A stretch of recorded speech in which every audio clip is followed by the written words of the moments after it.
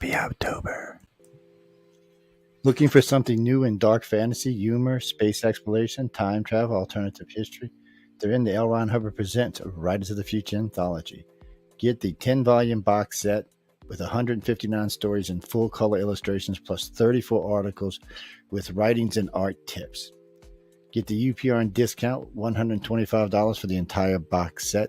That's a $60 savings for that beautiful box set. L. Ron Hubbard Presents Writers of the Future. Go to uprntalkradio.com, click on the link, and place your order.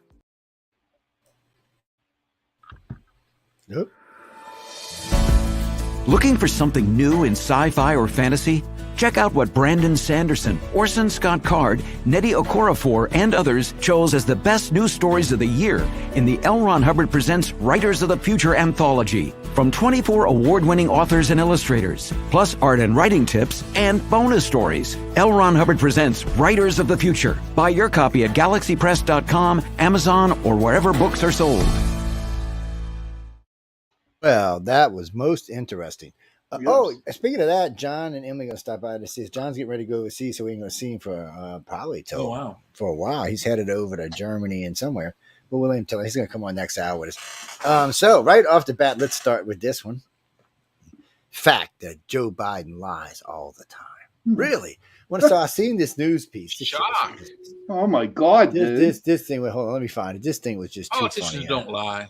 That's my virgin ears there. I was like, I wasn't even going to lead with that. There was something else I wanted to lead with. But when I seen the story, I was like, you got to be kidding me, right? Like, and who doesn't already know this? Why is this a thing? And why do we have to talk about it so much? And of course, he does lie. So they did. So here we go. Undeniable proof Joe Biden is a liar. No. This is from the American Insider. It's an opinion piece by Mike Fishmore. And it just goes on and on about what he's lied about. So in all fairness, people, I'd play this for y'all, but it would probably bore most of our listeners.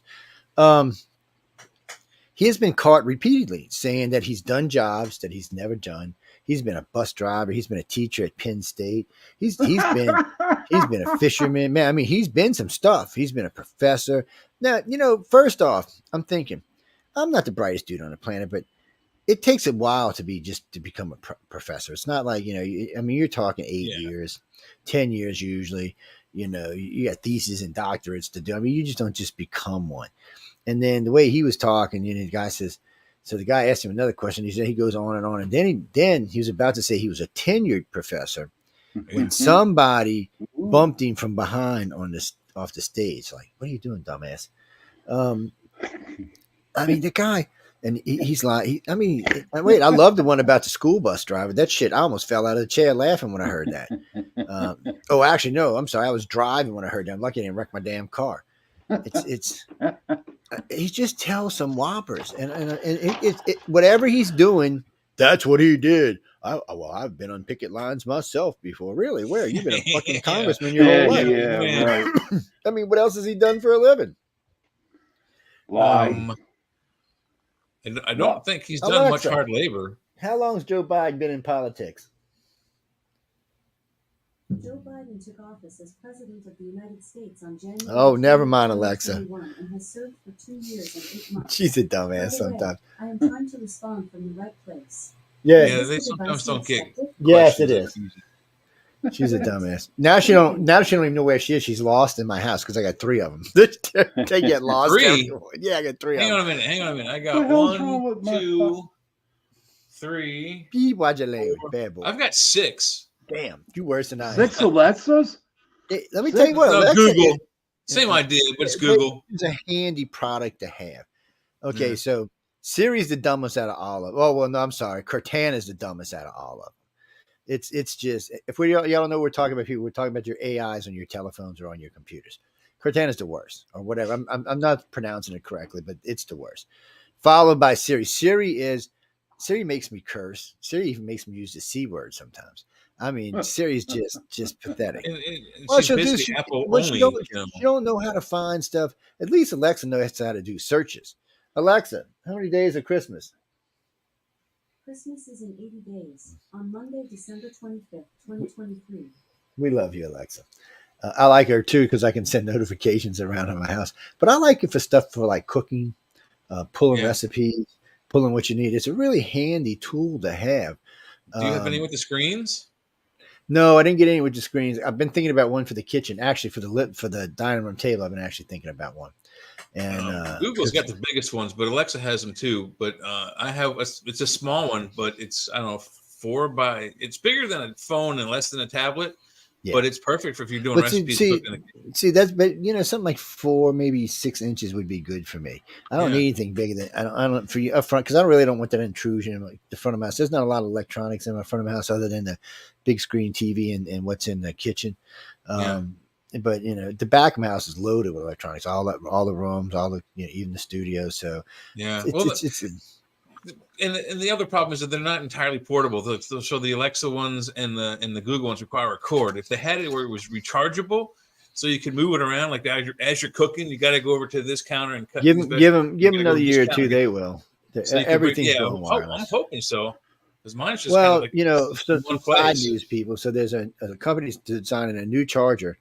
And it'll probably only work on new stuff coming out. But so you can put this thing, it's a base charge. You can put it anywhere in your house and it charges all your electronics, all your phone. No, they've already had that. No, those you have to actually set it on top of or set it near. Yeah, the magnetic ones. Yeah. This is one that it's just going to be a base station that's set in your house. You could be in your living room, it could be in your bedroom, be in your kitchen, wherever.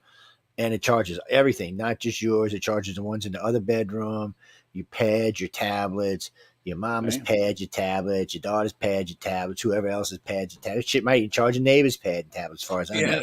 And I've never understood that. So the same thing is that same technology has been with the cell phones for a longest time. They've always told me, like, in order to have longer battery life, you need to be on a Wi-Fi network. And I was like, what the hell does that mean? So, like, one day the power went off, my Wi-Fi network went off, my phone died in like 20 minutes. I suppose when it has a Wi-Fi network, it lasts 2, 3, 4 days on a single charge. Because how that works. Well, so because it's kind of like a USB, but it's kind of like it's hard to explain. If you look at wave, you just got to look at waves, and you'll know it's like a USB wave, basically what it is. It's bigger. I know people, we're geeking out. We'll stop, I promise. So we're gonna move right along to what the opening story was tonight. The actual opening story for the night show was dun dun dun dun dun dun dun dun dun dun dun dun dun. The Russians shoot down yet another one of their jets. I heard about again. Hey, at least they're accurate. How in the hell did they shoot another one down? What I mean. Can you imagine your army's being run by a madman? How else? I'm not surprised there haven't been more shoot down. This isn't okay. Russia shoots down its own Su-35. This is not like some chump jet. This is supposed to be one of their more advanced jets. It's supposed to be a beast. This thing would probably be the same as an F-18 or no, it ain't no Raptor. What did you say it was? The Sukhov 28? No, it's an Su-35. Su-35. Yeah, so it's a Sukhov Su-35 basically is what it is. So how does it compare to our 35? Does it look exactly like the F-35? No, it looks more like a it really looks more like a F-14, but it's probably more equivalent to a F-18. Dual wings, dual engines, bent nose. It really, it always amazes me how some of our allies, I mean not our allies, our enemies. Technology looks so much like ours sometimes. I'm like, who is selling this shit to these people? I mean, really, it irks me sometimes. Like when the Russians built the same shuttle we did, I was like, it's almost identical. It's a little pointier, but it's almost identical. Yes. Well, when you look at this, and people, y'all go look at this. This is an MSN article here, and when you look at this jet looks so much. It really looks like a Tomcat. Is what it looks like. Well, put it up. Let me see it. Oh yeah, let me see. I can do that, can I? So where am I? Wait, I don't know if I'm on which one I'm on here. It doesn't, for some reason, StreamYard doesn't like, it's fine with Google and stuff, but it's not a big fan of Microsoft. Let's see if we can find it real quick.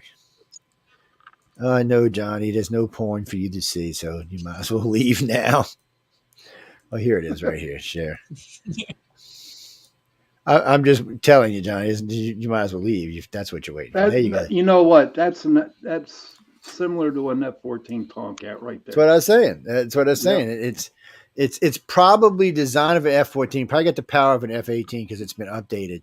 But that's what it is. It's a Tomcat. And wait, come to find out lately, there they were talking about these Tomcats that are still flying. Well, that's cool. I'm glad to hear they're out there. But I found out the other day they got 2 people. Iran's got F-4 Phantom still flying. Huh. Yeah. Well, And wait, that's old. there is That's a old. great video. Yeah. So there's an F-4 Phantom flying in Iran. It's on patrol, right? And when you zoom into the video, there's an F-22 Raptor sitting underneath it. He didn't know it was there. He never knew the Raptor was there ever. The Raptor stayed with him for some time and then broke off. And he never, ever knew that freaking Raptor was there. So the Raptors did it to an Iraqi F-14, and they've done it to several Russian jets now. Them freaking Raptors. And plus, them freaking Raptors are diddly. I don't know why we won't build any more of them. And a bunch of Congress people want to build more of them, and we just won't. There's something, I don't know. Whatever company built them, I guess they're mad at or something. Because them Raptors, I like the F-35, but the Raptor is a beast. I was in a squadron A7 Corsairs back in Vietnam ones, the bombers. Mm-hmm. That I'm telling you what, the A7 Corsair was a beast. So were the A6s too. They were beasts. So I'm still a fan of the F4U Corsair from World War II. Those were pretty nice too. They were flying tanks. Yeah, they were. It's funny you said that because my original attachment was to an A7 Corsair group out of they were called the River Rattlers out of Belle-Chasse, Louisiana. That was my first assignment in the Navy. That's how I got on my first carrier duty, matter of fact, because they were a reserve group. Them rattle trap effing things. I remember one time we got one, we got it all back together. And they can't go supersonic. They got a top speed is like 550. You can probably push them to 650, but so one of the pilots, we're cruising, we're going to the bombing derby in Fallon, Nevada, so we're flying. Yes, I've been there. You've been there? Oh, Fallon's great. We'll have to talk about that. So, Yes. So we were on our shit. We were probably at the same damn time. Probably, dude. Probably. It's that's really weird. So we're cruising out there. He says he gets on a thing. He said, "You're not real scary, are you?" He said, "No." He said, "Well, I'm gonna try to push it." So he gets it up to like 625. This shitting thing sounds like it's just gonna fall off of it. But I tell you what, so they were really funny for the techs. They always would make the techs fly with them. They considered it good luck, but they would always bring us out on at least on one of the ranges for one of those flights because they wanted us in there to see how everything performs and to see how accurate this plane was and what it meant for us to do our jobs right is really what this was about. And I remember my first ever strafing run. This guy coming in, they got a Gatling gun on this thing. So you just see him start unleashing these bombs. Diddly accurate, excellent. I mean, they were just, as long as there were fighter planes around them, there was nobody getting to these SOBs. Exactly. And, now I got one story for you, which is cool. I got to tell you this story, and it was funnier than how it was. We were on sea trials. We were in Gitmo, and to everybody who does not know what Gitmo is, that's Guantanamo Bay, Cuba. Yep. And so they got, how they get them deleted ships, they dog down all the doors so the planes can practice on them, right? Okay, no shit. They have one out. No, you saw all the Russian ships, watching us, the spy ships, right? So our officer, he took one of his bombs and he put it down the smokestack, dude. I mean, literally just went, and it sunk. It sunk the ship. Well, yeah, it sunk because it blew it from inside. It wasn't dogged down, the whole ship. And that thing went down. And you could probably just hear all the Russians going, speaking their Russian language. What the fuck they got there? What the hell did they got there? That just sunk the ship. Johnny, dog down means with all the hatches are locked down, my friend. That so any good ship, any good crew on a good ship can keep it afloat by just keeping all those hatches locked down. You can lose half of the front of a damn ship and keep it afloat. Matter of fact, if you ever seen the ones from World War II and you see the Yorktown, the whole top of it is gone. And this bitch is still steaming in on its own power. It gives you an idea. But if you don't dog them down, any open hatch water just pours through and it becomes a chain. And next thing you know, your ass is listing or flipping or sinking. Ships can do a lot of things. I've seen video footage of several of the Bikini Atoll nuclear bombs blast. And we had part of the Russian fleet out there. We had actually several different parts of fleets out there. And the first time we came over, the first one was most of the Navy, the Japanese Navy. Yeah, most of it was Oh, Japanese Navy. So the first one came over and they were really disappointed. Now, this thing, when you see this, you're like, wow. But they were disappointed. I think only 2 ships sunk. All the rest of them, a lot of them just melted into the way they couldn't sink. They were yeah. just like big steel air bubbles, is what they were. It was crazy to watch this kind of stuff, people. And when you get to go out and get in live fire exercises like what Sean and I were talking about, it's different. It's not like, oh, we're faking it, man. Anybody can screw up. Anybody can get killed at this. It's not that hard to get killed. And these jets, so when we fuel these jets up, we're going to work no less than 24 hours. So it's usually 24 hours on, 24 hours off, 24 hours on. And sometimes it can be up to 48. And I even been one year when they were doing test, whatever they called it, and we ran 72 hours on, 48 hours off. And I spent most of my time at this little bar, house place. Anyway, down ways where you could go relax. I can't tell y'all what it was. I'm embarrassed. I can't tell y'all. So I'm not. Those were good times, man. It was. Oh, where I were they? remember Oh, one Jesus. time we launched off an A6, and what A6s happened were was, beastified. yeah, they were. But what happened was there wasn't enough steam in the catapult, right? So they launched the damn thing, and it went like this, whoop, right in the water, right? Yeah, right in the water. Got So what rolled we over. had to do was launch off 2 F-14 Tomcats and hit it with the 50 calibers to sink it because there were Russian ships around us. Yeah. Well, people. Okay, so I know y'all watch the movies. Carriers are not always actually under steam when they launch. I don't. I probably just got myself in trouble. I probably shouldn't even said that. But it's always been a thing that carriers get up to full speed when they launch. Well, they don't have to do that now. That was back in World War II when we had prop planes. 1980s, buddy. 1980s. But in the 80s, we had catapults and jet Yeah. engines. It's a little bit different. Oh no, they still dipped when they went off, and that's why you see the Europeans and the Russians had the little thing that goes up. No, I worked at catapults. I was a flight deck captain. That was my second assignment aboard the USS Nimitz, and they weren't playing around. No. I remember when I got promoted from enlisted to officer, and I got to skip yeoman, which was so nice. I didn't want to be a yeoman. I didn't want to be called a yeoman. I'm sorry, I just didn't want to, and I worked really hard to skip that. And then I 2 years later, I said, "Oh, I love you, Navy. I'm retired. I'm out of here." So I said, adios, amigos. It's a fun life, people. I'm not going to lie. There's a lot goes on. You learn a lot of stuff. I mean, any soldier or any Navy guys, he's going to know first aid. He's going to know firefighting. There's just a lot of stuff the guys got to know to be on board a ship. You also got to think about it, dude. In 4.5 years, I spent 3 years and 2 months out at sea, and I traveled the world, and I've been to 26 different countries. But check this out.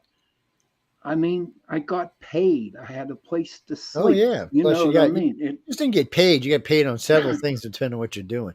I know. I did. See, I got lucky. I did a lot of school, so I had almost 2.5 years in school before I had to start doing my at sea training, and then, like I said, I got real lucky. I got put on a flight deck, and an officer took a liking to me, and because I had command skills. And he was like, "Wow, I really like the way you run a deck." So he said, "You're going to be the flight deck captain for the next." And it's so crazy because I'm 18, and I'm now in charge of everything that goes on top that deck. And I mean, we're talking millions, hundreds of millions of dollars of equipment. And I'm thinking, "What? Are you crazy?" And but it gets into you. You get into it.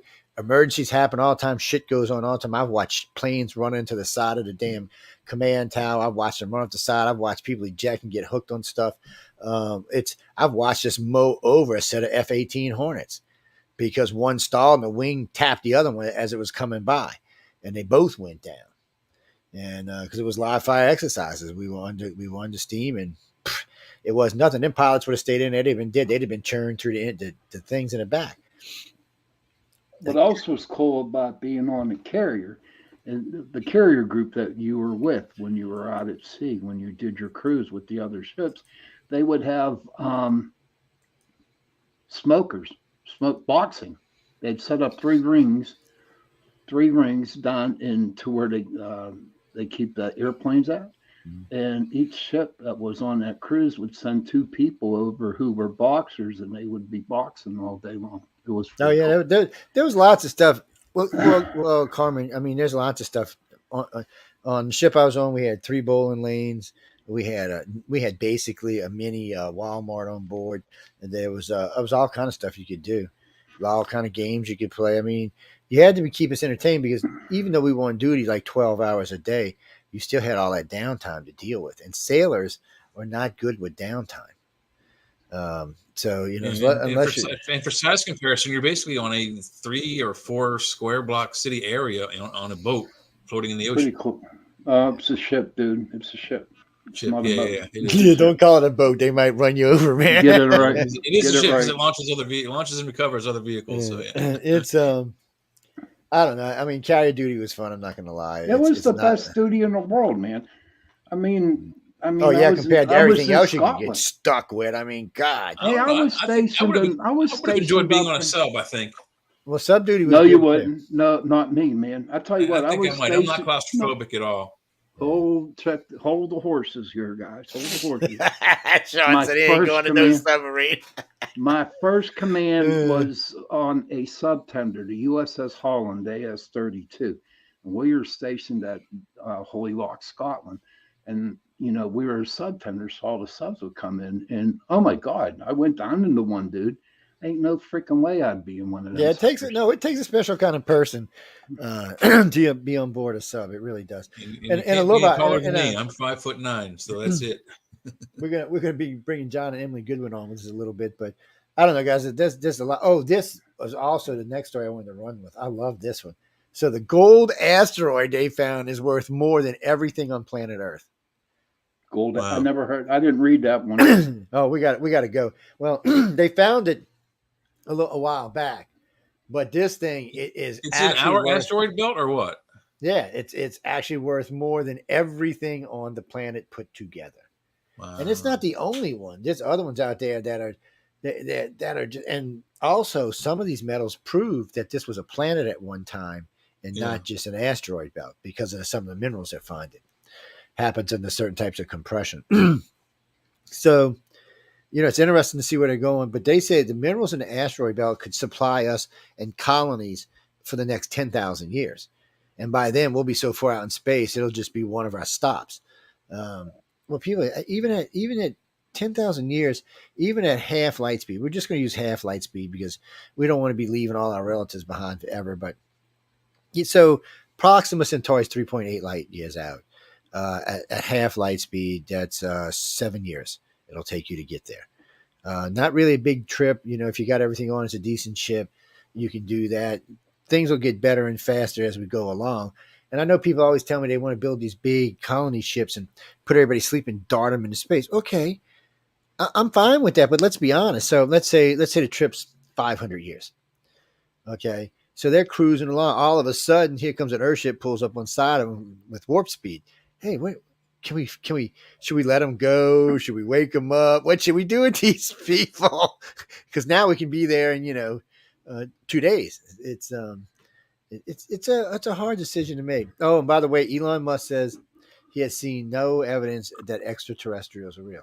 He's not saying that that there could not be extraterrestrials.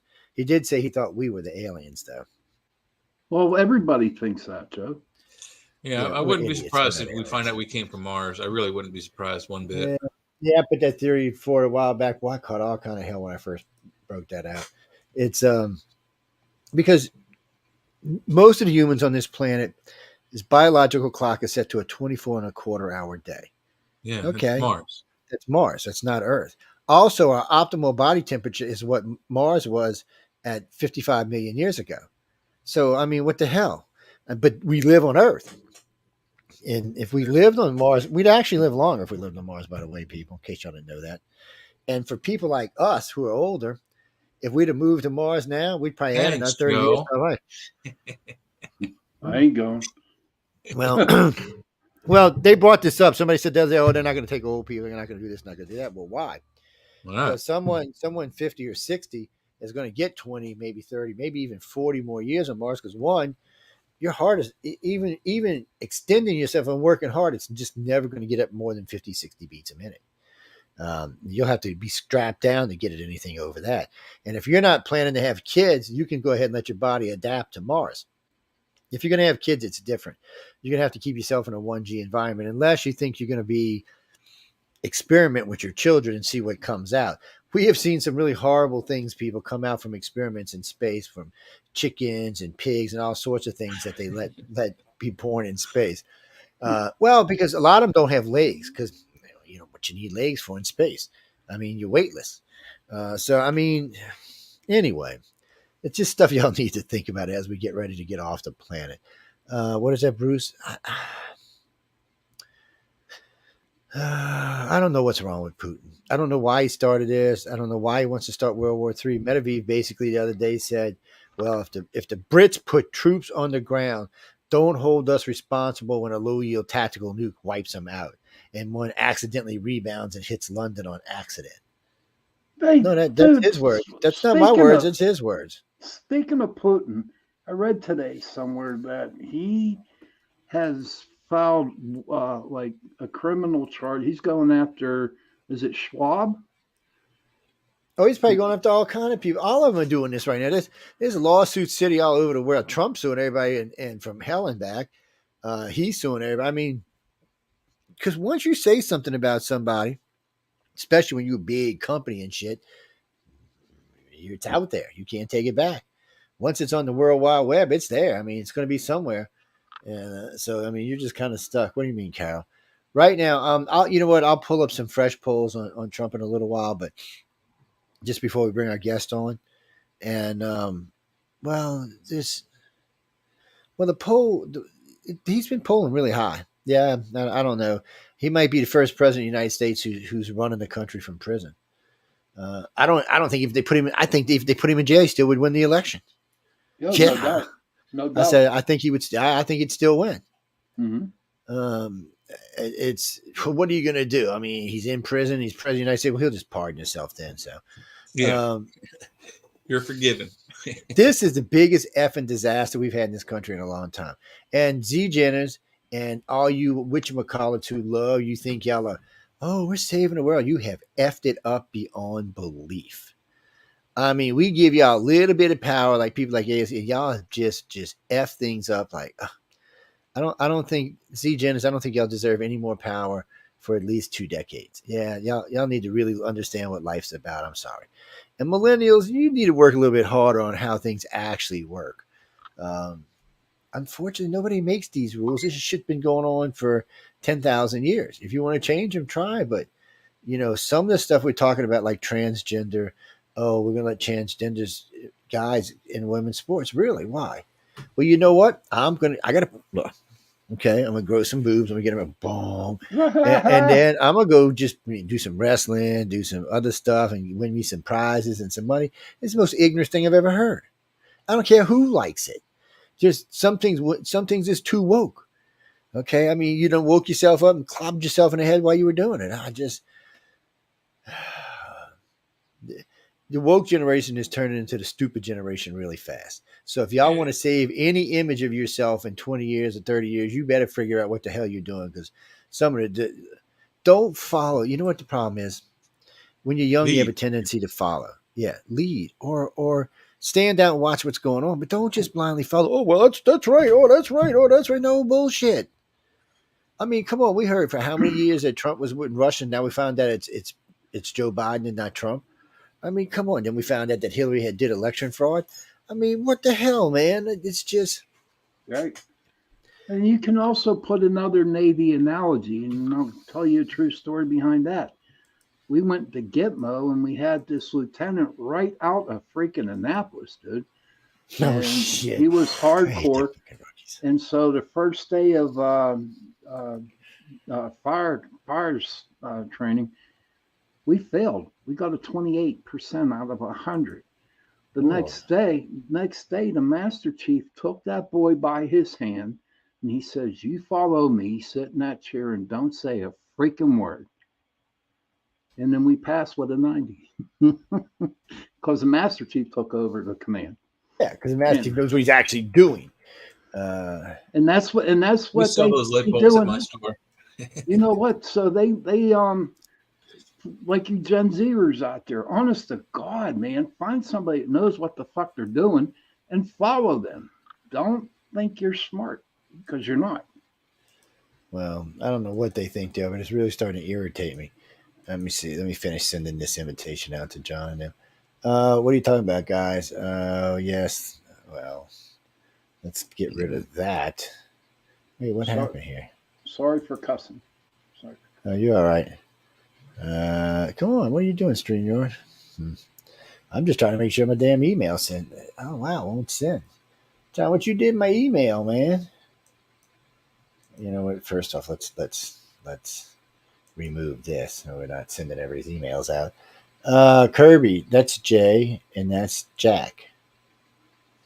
It's the 3Js. Yeah, we're gonna change the name of the show to the 3Js show. And then when we bring in a woman, she'll have to be like Janet or Jessie or Jean. Yeah. Or, I don't know, some freaking name. Hi, Carol Sanders. Good to see you. Colonel Sanders, man, he's haunting us, man. Like, don't be letting no Colonel Sanders live around us. Carol, I'm bad. Sorry. Pardon. Carol Sanders. I thought he said Colonel Sanders. I don't know. I'm from Somebody's maybe I'm just hungry. It's a Pittsburgh accent, dude. It's one of our accents. I'm just saying, maybe I'm just hungry. That's all. You know, I skipped dinner tonight to do the show. Marcy, no, we're serious. That is the second jet that the Russians have shot down that belong. I don't understand it. They don't have friend and foe devices. Yeah, see, even back in the day when I was in the service, and this is like the turn of the last century, we had these little devices called friend and foe, and they would beep. So, like during the war games, because there were teams, they would be set to whatever. So they would beep when the one was coming by you. Yes, well, it's to help to keep you from getting shot down. That's what it's for. And nowadays, the United States Air Force is so beastified. There is no jet currently flying anywhere in the world that could shoot down a Raptor or F-35 before we can see it and shoot it down. So currently, right now, we're seeing them about 20, 25 miles before they're seeing us. And the same thing was said about the F-15s and the F-14s when they first came out. They were able to do that as well, engage an enemy before the enemy could engage them. So that's why they were so good over in the Middle East and such. You know, that's why they're still being used, actually. That's why they're still being used. And you know what else makes our Air Force and our Navy pilots, our Air Force and Navy pilots, is that we're a lot smarter than the other people out there. Well, they're good looking. That helps too. Yeah, and we let them shoot stuff on the ground, so they get better and better. Yes. I mean, no.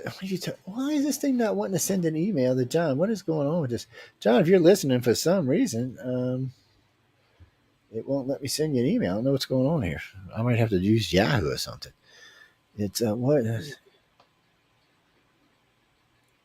It don't like the email address. Yeah, Yahoo, so turn of the century though. Okay. I know what it's doing. I am probably trying to, instead of putting it in a subject, I'm probably putting it in the BCC. I bet you that's what I was doing. Trying to forward it without an email. Yeah, no, that's what I was doing. Anyway, getting back to what we were talking about on the news, and y'all were watching. So you seen we had the Russian one up there a few minutes ago. Of course, we had Elon Musk up there who was telling you how much he loves you and how he wants to have your babies and stuff. And well, he's all worship Elon, people.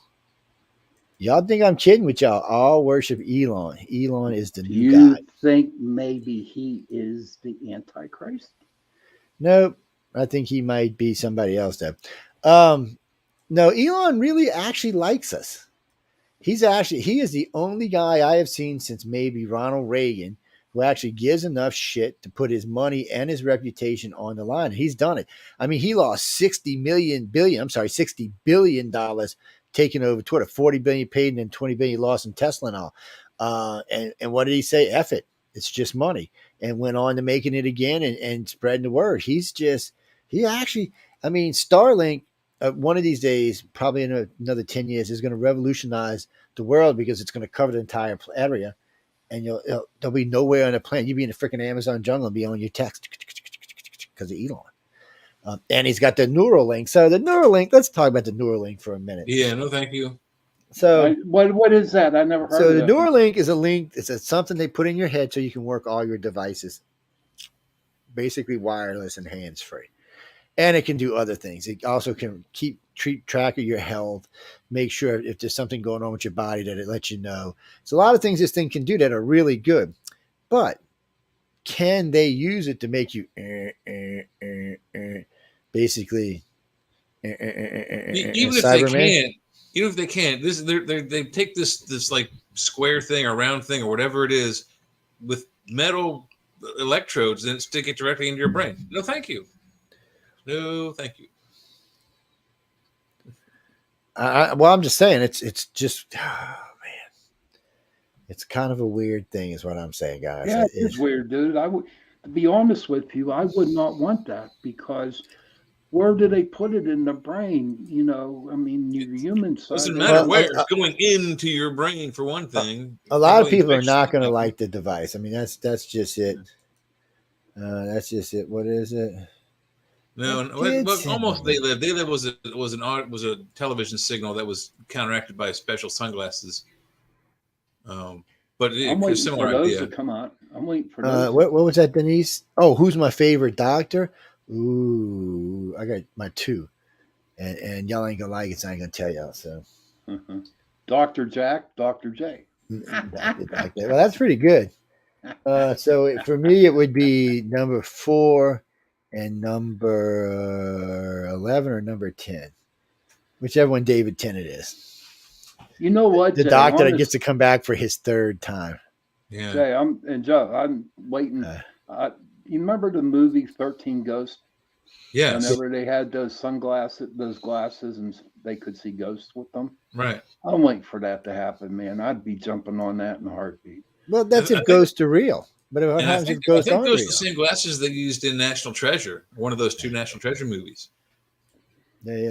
I think that is like really sweet, man, to have that would change the whole thing of paranormal investigating. You wouldn't need to have equipment. You just put these glasses on. Hey, Amelia. Jackie, I don't I don't know if I actually believe in ghosts or not. It's, good one, Amelia. Good one. I don't know if I actually believe in ghosties. Joe is AI. Don't trust him. No, Joe. Yeah. I'll kill you. That was good. Good one, Amelia.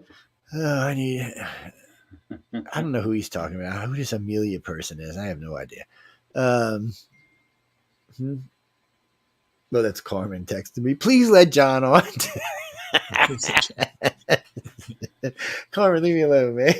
Jesus. We have John Goodwin getting ready to join us in a few minutes. No, he kicked his wife to the curb. Bitch, get out of here. Go do something with yourself. No, actually, I didn't get to go. No, I didn't get to go. Yes, because they want to do. I can't say it on air. It's an event they want to do. It's like a tour, but I can't get into it anymore. Because I don't want to give the idea up to anybody because that just what me. And we'll have to go from there. John's got weirdness in his hands down there. I don't know what he's up to. He's strange. But we're going to bring in one in just a second. There was one other one. Where'd it go? Hold on. There was one other one I wanted to do right quick. What did I do with it? I love that one about that one rock is worth more than the whole planet is worth. That is just one rock. Man, why couldn't I have been born like now? Because I'll be out there mining that big boy. I'm surprised Elon Musk hasn't gotten up there and trying to take it down. I know. We'll give him time. He'll be up there harvesting. I think that's one of his goals is to go to that. If anybody, he'll be the first one to get there. I mean, I don't think anybody else can. I mean, he's just so far ahead of everybody in space. That's not even funny. Now what's he doing? What is Project Omega? Unpacking Elon Musk's alleged mysterious business venture. Elon's in everything. God knows what he's in. This is probably him, before we go, too. Before we bring John on. So NASA, in less than 17 years, plans to have not a colony, but a neighborhood on Mars. I'm serious. They want to build how? Not Mars. No, I'm on the moon. At Amelia. Oh, because she's evil. But he wants to have a neighborhood on the moon. I'm thinking, put it on the dark side because I don't want nothing messing up my view. I got to tell you, I'm anti anything on the front side of the moon. I don't want to look up and see. Oh well, there's a city up there. What the hell happened? I like it like that. And Kirby, thanks for Right. that link. I'll mention it real quick. Yes, the U.S. Navy is using drones that looks like speedboats to mess with the Iranian military. Yeah, it works really well. And then so Chinese are one last thing, and rest in peace, people, because China lost a sub about a couple of days ago. They got caught in a trap built for the UK. So the Chinese had built a trap underwater to stop any like UK vessels that might be cruising where they shouldn't be, but not sink them or anything, just stop them. Well, this ship was underwater. Of course, it's a sub and got hung up in it. They're pretty sure everybody on board is dead. And then they found out that they're pretty sure the UK had a spy on board or had a spy put a bug on board the submarine. So they knew everything that was going on. So I imagine China's losing its mind at this point. So anyway, that's always fun news for y'all. We'll end that with a scary note, and hope there's no nuclear war while John's out in the big world doing whatever John's going to be doing in the big world. Welcome, John Goodwin. How you doing tonight, man? I'm doing good. It's like amazing checking with you guys. Hi, John. Hey, John. Hey, Sean. Hey, Jay. Jay said, "What's up, man?" That's not Sean. That's Jack, man. Yeah, the new Jack, Sean Kelly. That's Jack up there. Do not mess with the 3 J's. See, now it's the 4 J's. See, 4 look at that. The 4 J's. So we can't even let Emily on because she's not got a J. If she was Jennifer, we could let her in. Well, her maiden name was Jones. No, well, Yeah, see there we that's iffy. But Yeah, so that her name right now is Emily Jones Goodwin. no, she's evil. She is just evil. Actually, real quick, Kirby, that was 2 days ago, and then the next one, what you're talking about, actually happens on my wife's birthday on October 14th. Yes, that is the next eclipse, the big eclipse with the big fire ring around it. I'm sorry. I think that's funny. Amelia says, "Let the Canadians on." No, we ain't let no damn Canadians on. Canadians are banned. Even Michelle's banned. What are y'all talking about? All you damn Canadians are banned. I can't let y'all on anyway because, thanks to Trudeau, the new media laws don't allow Canadians to be on American radio and television anymore. Oh. Yes, and especially, y'all been kicked. What can I say? Kicked by your own guy, no less. Yeah, this is y'all don't believe me. Y'all check on it yourselves. It's something we're following because we have 1, 2, 3, 4, 5, 6 hosts in Canada. So we're gonna have to reroute them so their shows are actually broadcast through America's rules, so that it doesn't keep them from being broadcasted too. So, John, what's this? You're gonna be traveling, man. I hear you're getting on the road. Now, first off, before we even ask you where you're going, you're leaving the boss lady at home? Yeah, she's staying here. She's letting you loose unsupervised in Europe? Oh, shit, man. I'm coming with him now. She's definitely letting me loose unsupervised. But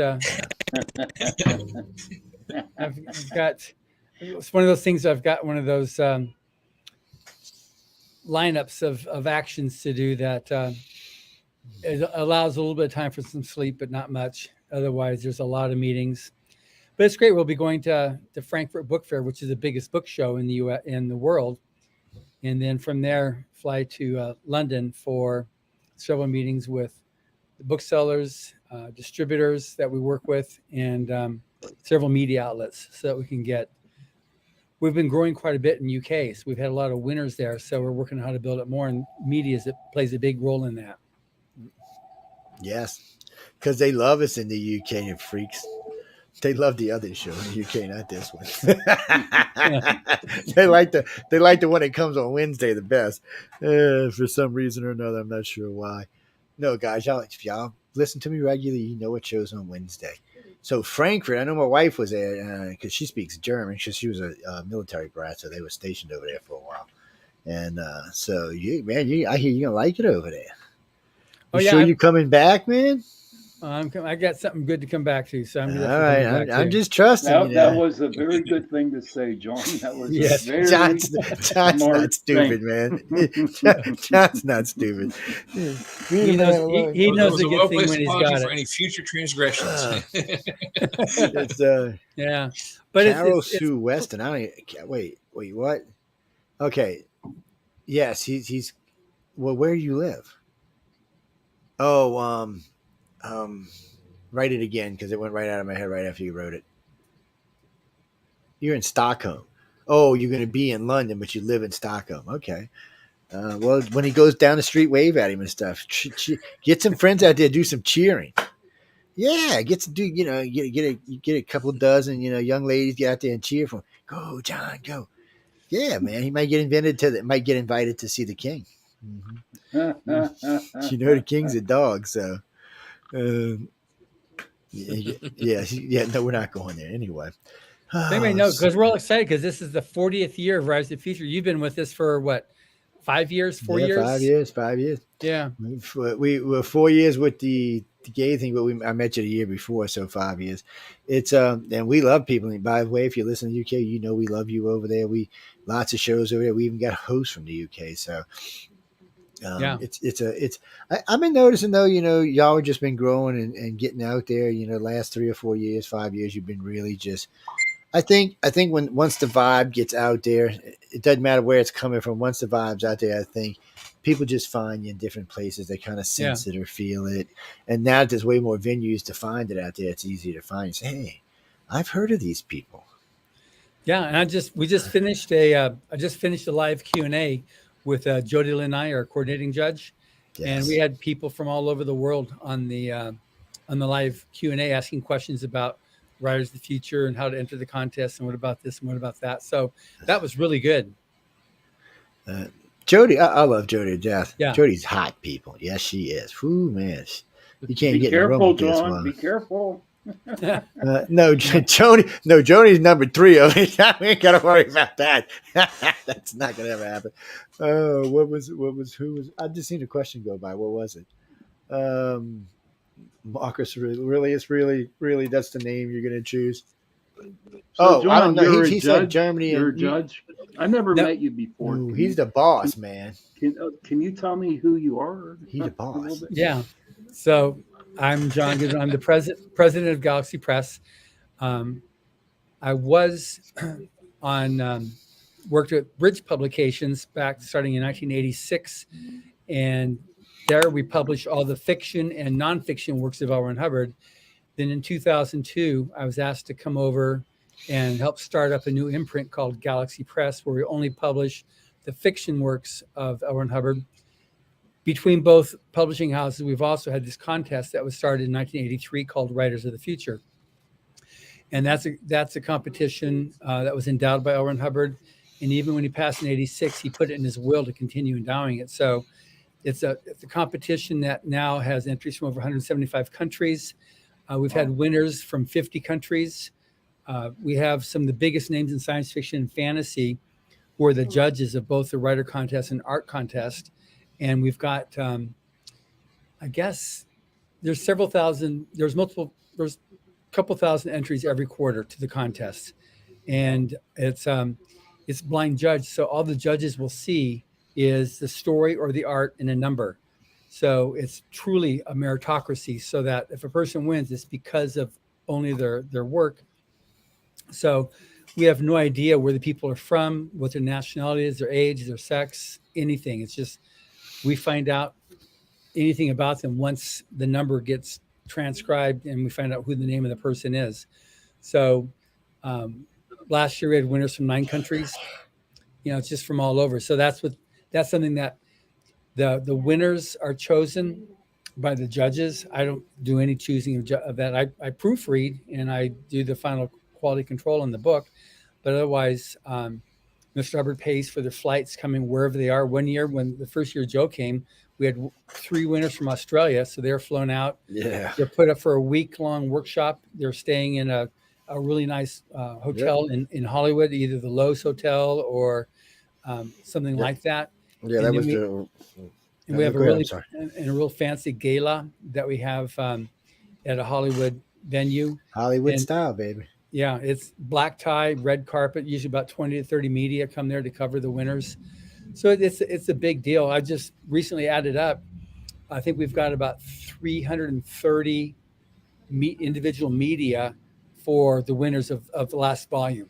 So we worked hard to get these guys, publicized and to help launch their careers. So there you go. That's my story, and I'm sticking to it. I'm hoping. I hope so. Good. John, thank you so much for You're- telling. Like I said, he the boss. He's the boss. And yes, man, you don't only talk to the bosses. Come on, you should know that by now. Well, the real boss isn't here. She's no. handling- She's. We're not going to go there in case she's listening. But I got headphones on so that nobody else is hearing. she's Emily's great, y'all. She's the number 2 over there. So it's number 1, number 2, and number 3. No, they all work hard. No, it doesn't matter. It doesn't matter who it is. Everybody works hard. I was actually. No, I can't talk about that right now. I have to talk. Yeah, to you later we about also that. just finished at the end of September. We just finished the 4th quarter of year 40. So now we're started the contest for year 41. They It's amazing. no, y'all can't Just that subscribe big. anymore. Remember when who was on just recently? We were telling y'all it was 2 days left. I forgot who it was. Who the hell was that? She was just on with us. Oh, that was Jody, wasn't it? No, I think that was Jody. Jody Lynn. Yeah. And she came on. They had I think like 20 hours left. That we were telling y'all go sign up, go submit. Y'all don't listen. So now you have to submit for 41. Here's a question from Carol Sanders. What, if any, controls are there to detect AI contest entries? We talk about this a lot. Okay, If so those go ahead. yeah, so you got two situations here. One, writers, and right now the quality of AI writing is so far from the level of winners for the contest. That hasn't been an issue yet. There are people submit it. It's kind of silly because people enter the contest they're trying to launch a career as a writer, and we're not interested, and they'd be seriously exposed and embarrassed when they came to the workshop and told to write something and they wouldn't be able to put together a sentence. So right now the quality of storytelling is with AI is such that it's nowhere close to what you get from actual people that can write good stories. For art, if there's a question on it, what we do for if there's a question that we ask for the layered files, because AI art won't have layered files in Photoshop. It'll be a flattened file. So that's how they find that. So if somebody comes in, it's getting better and better all the time, but you still have the problem with the fingers, ears, and stuff like that, which are not very well defined yet with AI art. But the main thing, if the judges have a question, say, okay, send us the layered files. And if there's no layered files, then it's AI art. Yes. I got to say, this is a question that ever since Jeff Weiner came on has been coming up regularly. We talk about it a lot. It's something that everybody wants to know. We were talking with a gentleman just recently that was talking about a contest out in New York. He said they were having problems with it. It's going to be a problem, people. But it's here to stay. It's not going anywhere, guys. So, yeah, part of the thing for Writers of the Future is that it's a competition for writing. It's a writing contest. And so we've had one person that apparently couldn't create art, didn't know how to draw, who won the contest that's earlier on before AI became a big deal. And at the workshop, when they did the various exercises, because they have live drawings, that person couldn't draw. They couldn't do the stuff. And they said, well, that's not my style. Well, that person's style was evidently using AI. That's not going to happen again. So we saw what happens when you have somebody like that. It's just, I have one more question, Joe. Yeah. What do the workshops consist of?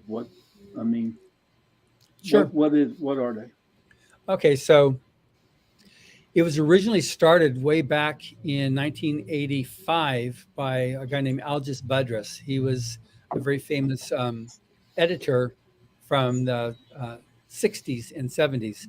And he put together several essays based on essays that were written from L. Ron Hubbard in the 30s and 40s that he wrote for Writer's Digest. And he was one of the most popular writers in the 30s and 40s in the United States. And so he spent time, he was the president of the American Fiction Guild in New York, and he worked with writers on how to improve their skills. So he wrote several essays. Those have been adopted into a workshop that is now taught from Orson Scott Card. He's the guy that wrote Ender's Game.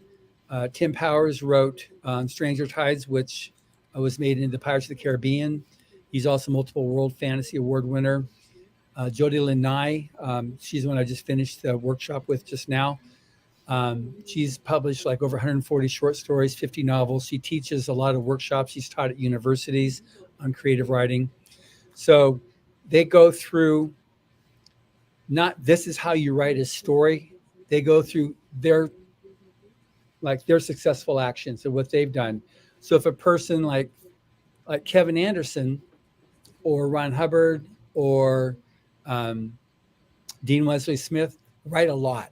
They'll publish 3, 4, 5. Dean Wesley Smith will publish 10, 12, 15 novels in a year. You got people that write really fast, high production writers. And you got somebody like Orson Scott Card, Tim Powers, who write a book in a year or 2 years.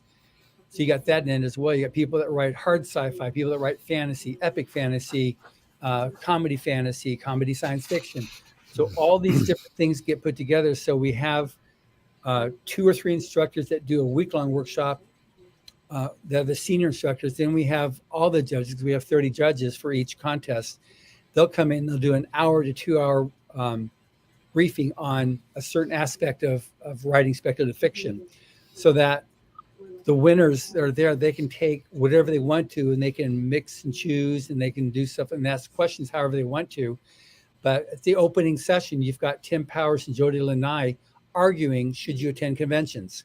So they get, all the different aspects of it. It's not like this is how you do it. They get, here you go, and you can choose for yourself what you want. And the same thing applies, like with the illustrator contest. You've got, some guys that only work computer, Photoshop, and you got other people like Larry Elmore, who did all the Dungeons and Dragons art, who does oil painting.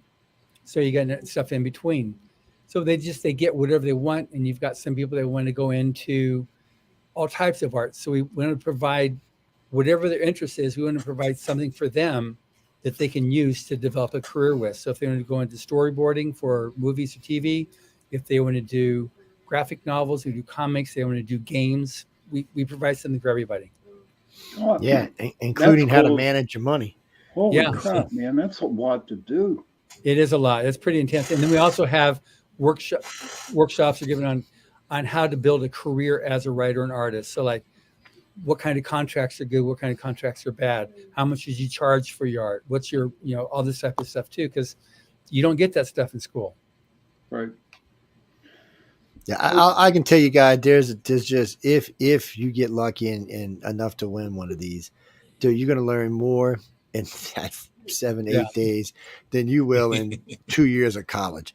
Yeah. I mean, and you're going to learn from the best, from the pros. So, like I was just teasing about the finances, but they'll teach it. I sat there with Leslie Dean one day and then watched him, well, actually helped him, I guess we should say, talk about what a S corp is versus a corporation versus sole proprietorship.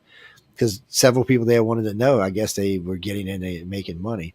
And we were laughing.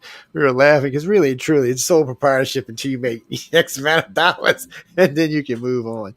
Then you can move up to an S corp, and then up from there, or limited liability. People, depends what you're trying to do. But limited liability, you don't really need when you're a writer. That's something else. That's in case you're going to be bad, like John. Unless you're writing harms people, but not very often does it do that. Yeah, but then you got like Brandon Sanderson, who. I mean, he's probably the most successful fantasy writer out there right now. He had that GoFundMe or that Kickstarter a couple of years ago during the pandemic where he got $42 million in his Kickstarter. And when I talked to him last year, he said he said, the hardest part for it is now he's the CEO of his corporation. He's got over 30 staff that work for him. And he said, I can only write 3 days a week now. That for him is the worst part of it. Is he can only write. He loves writing. That's when you hire a manager and let them do it, so you get back to doing it. But he still has to be the CEO and control. That's a lot of money. Yes, because he's actually Carolyn. A bunch of us. So I get told all the time, you should let go more. You should let go more. You should let go more. Now, Michelle DeRoche manages the station, and my son's the full partner in the company now. So he's doing a lot of that stuff now. But still, I hear it all the time. You should let go. No, hell with that, man. I want my fingers in everything. I can't help it. I just can't help it. It's one of them things. No, I'll be 80, reaching out of the grave, say, son, no, you got to do it like that. But it's just the way it is. I like to be it. So where you stopping first when you hit off? So when you leaving? I leave next Sunday. Okay, so I'm going to go to Frankfurt and I'll be there for about a week, and then I fly to London and I'll be there for like 5 days. Then I hear the one at Frankfurt is fabulous. It is. The UK is just the UK, so you're gonna. I've never heard any American that's had a bad time in the UK. You're going to the original home of the hot dog. I say we need a king. We need a royal visit while he's there, man. Go see the king. In the older days, I said we could use Harry, but not so much now. But that's what we could do. Get little what is it? Little Prince George. Have to send him some books, and get a visit. Well, you said one time that a couple of years ago now that what Harry was interested in Writers of the Future. He was. I actually haven't heard it. You know what? It's weird. I haven't. The only thing I've heard about him lately is something about hair plugs, just stupid stuff. I mean, I haven't heard. And I know he's tried to write since then because I've seen attempts, and I mean attempts at writing. And I'm not even a pro, and I'm gonna call them attempts at writing. It's well, unfortunately for me, hanging out with these guys, you just learn a lot through just listening. Now I've had 4 years of these judges courses. I mean, shit, I probably know as much as they do now. It's and you just pick up stuff. So when I'm listening to people talk, and nerds me out sometimes. I was no, I'm not kidding you. It's a quick story, y'all. So I stopped by Barnes and Nobles. I wanted to get the wife something. So and I can't talk relaxed. I don't want to hear me, but. So I'm standing there, and these people, they're just geeking out, and I'm listening. I know everything they're saying. I start talking to them, and I wasn't dressed like this. I was in work clothes, so I look like I might rip your head off and, do something fierce to you. So there's no way they Joe thought. Carpenter. So I look over and I start talking to them, and they're like, wow, and then they start telling me, he said, well, you really know a lot about this. I said, yeah, I get to hang out with them Writers of the Future people every year. And I said, you just can't help yourself but learn something. And I guess it was the assistant manager heard me, and he's like, oh, well, we get books from them. I said, yeah, I think everybody gets books from them. I was like, I think he was hinting around about it. Like he wanted, I said, I don't have any autograph books. I keep all mine. Not going anywhere. Because sooner or later, one of these people are going to make it. And I'm going to go, nah, I got your book right here. Carolyn, now that you said it, I was going to plug it anyway. I don't know if you can see it. Let me grab the camera. Oh man, what is this thing hooked to? Look, wait, man, I'm breaking stuff up and stuff. Damn. Oh. Got Laura Lee's face. So John, are you an author? Do you write books, John? I don't write books. I write press releases and I write articles. And then I've got the podcast I do every week, which I'm reading like a book a week to keep up with that because I interview authors. Okay. So I had one guy. Now it's interesting because I'm usually run 6 to 10 weeks in the future because I get a lot of requests. Now, can I be on the podcast? Because it's been doing better and better. So each episode gets like 2 million listens. Sweet. So at the last show I attended, I had an author come up to me and he'd written me several times and said, well, I'll be at FanX. So he came to see me there in Salt Lake City at FanX. Said, here's the book for you. I really want to be on your podcast. So I finished reading his. Jesus. Damn, dude. That is a chihuahua. That's the little demon herself, man. Yeah, he rolled his chair over or something. But anyway, so he gave me a book, so I just finished reading it last night. So I'll be interviewing him, but I read all kinds of stuff now, which is what takes a lot of my time is just keeping up with the next interview. Okay. Yeah. So with all that stuff you're doing, all that work and extra time you're putting in, are you going to take any downtime in Frankfurt or London? Yeah, I eat lunch and breakfast every day. But you're not going to go sightseeing. I will. I'll work out something to do. I always do. I'll take like a half a day, or leave extra early for the airport and just use that as a way to see stuff. I'll make sure I get something. And in London, I definitely will be doing. I love London. I will definitely be doing that quite a London's bit. nice. London's a London is great nice. place. Yeah, I'm lining up lots of meetings at various. What's your favorite fish and chips restaurant? Good, let's go there for our meeting. You know, so I'll do stuff like that. And Well, the best one, like I was saying at the beginning of the show, I was stationed in Scotland, Holyrock, a little town called Dunoon. And but honest to God, the best fish and chip place was a corner greasy spoon. Honest I to believe God, it. I believe they it. had the They best. usually are. They had the best fish and chips. Oh my God, the vinegar was awesome. But you know Yeah. what was crazy about the Scottish people, especially the one at this little greasy spoon?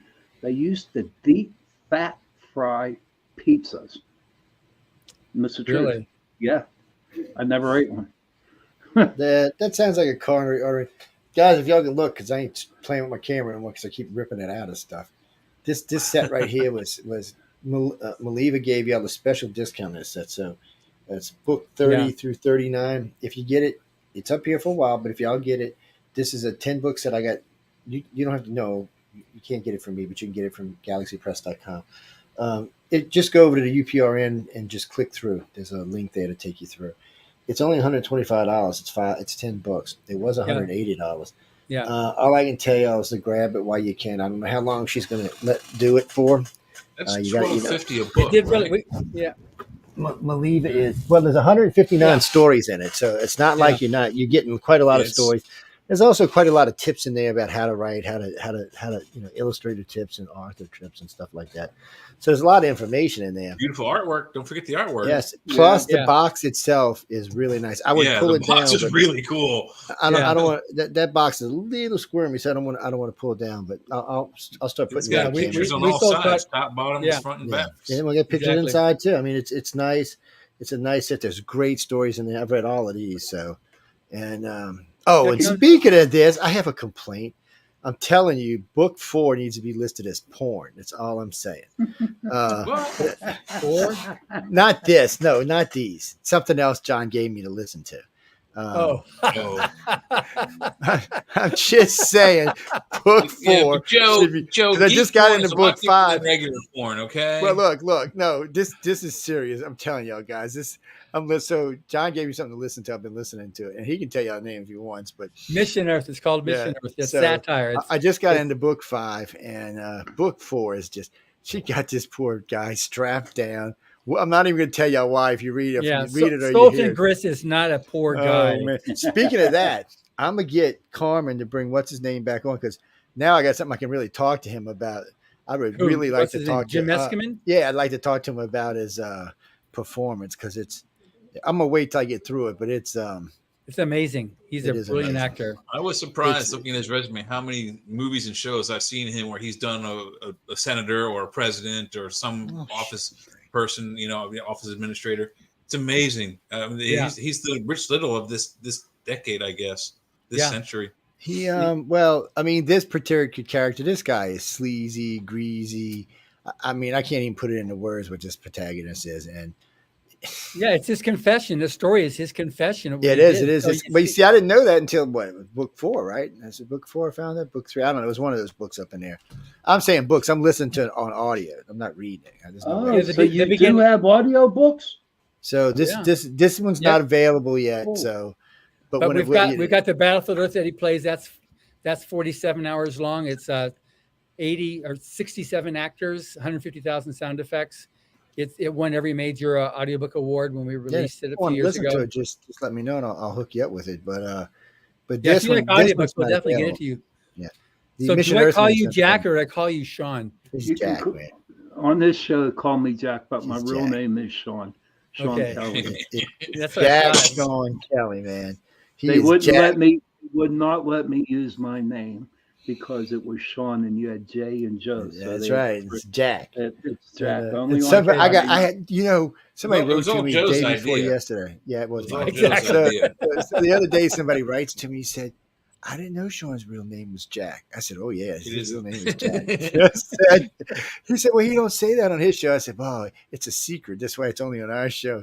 You sure? I said, yeah, his real name is Jack. I forgot who was listening. They were laughing their asses off. I was like, no. No, that's Mr. Goodwin. And where you live. If you live in Frankfurt, just show up at the thing and you might see him walking around or talking to somebody. Yes, no, don't walk up and talk to him. No, he might put some kung fu in your ass. You better just be careful.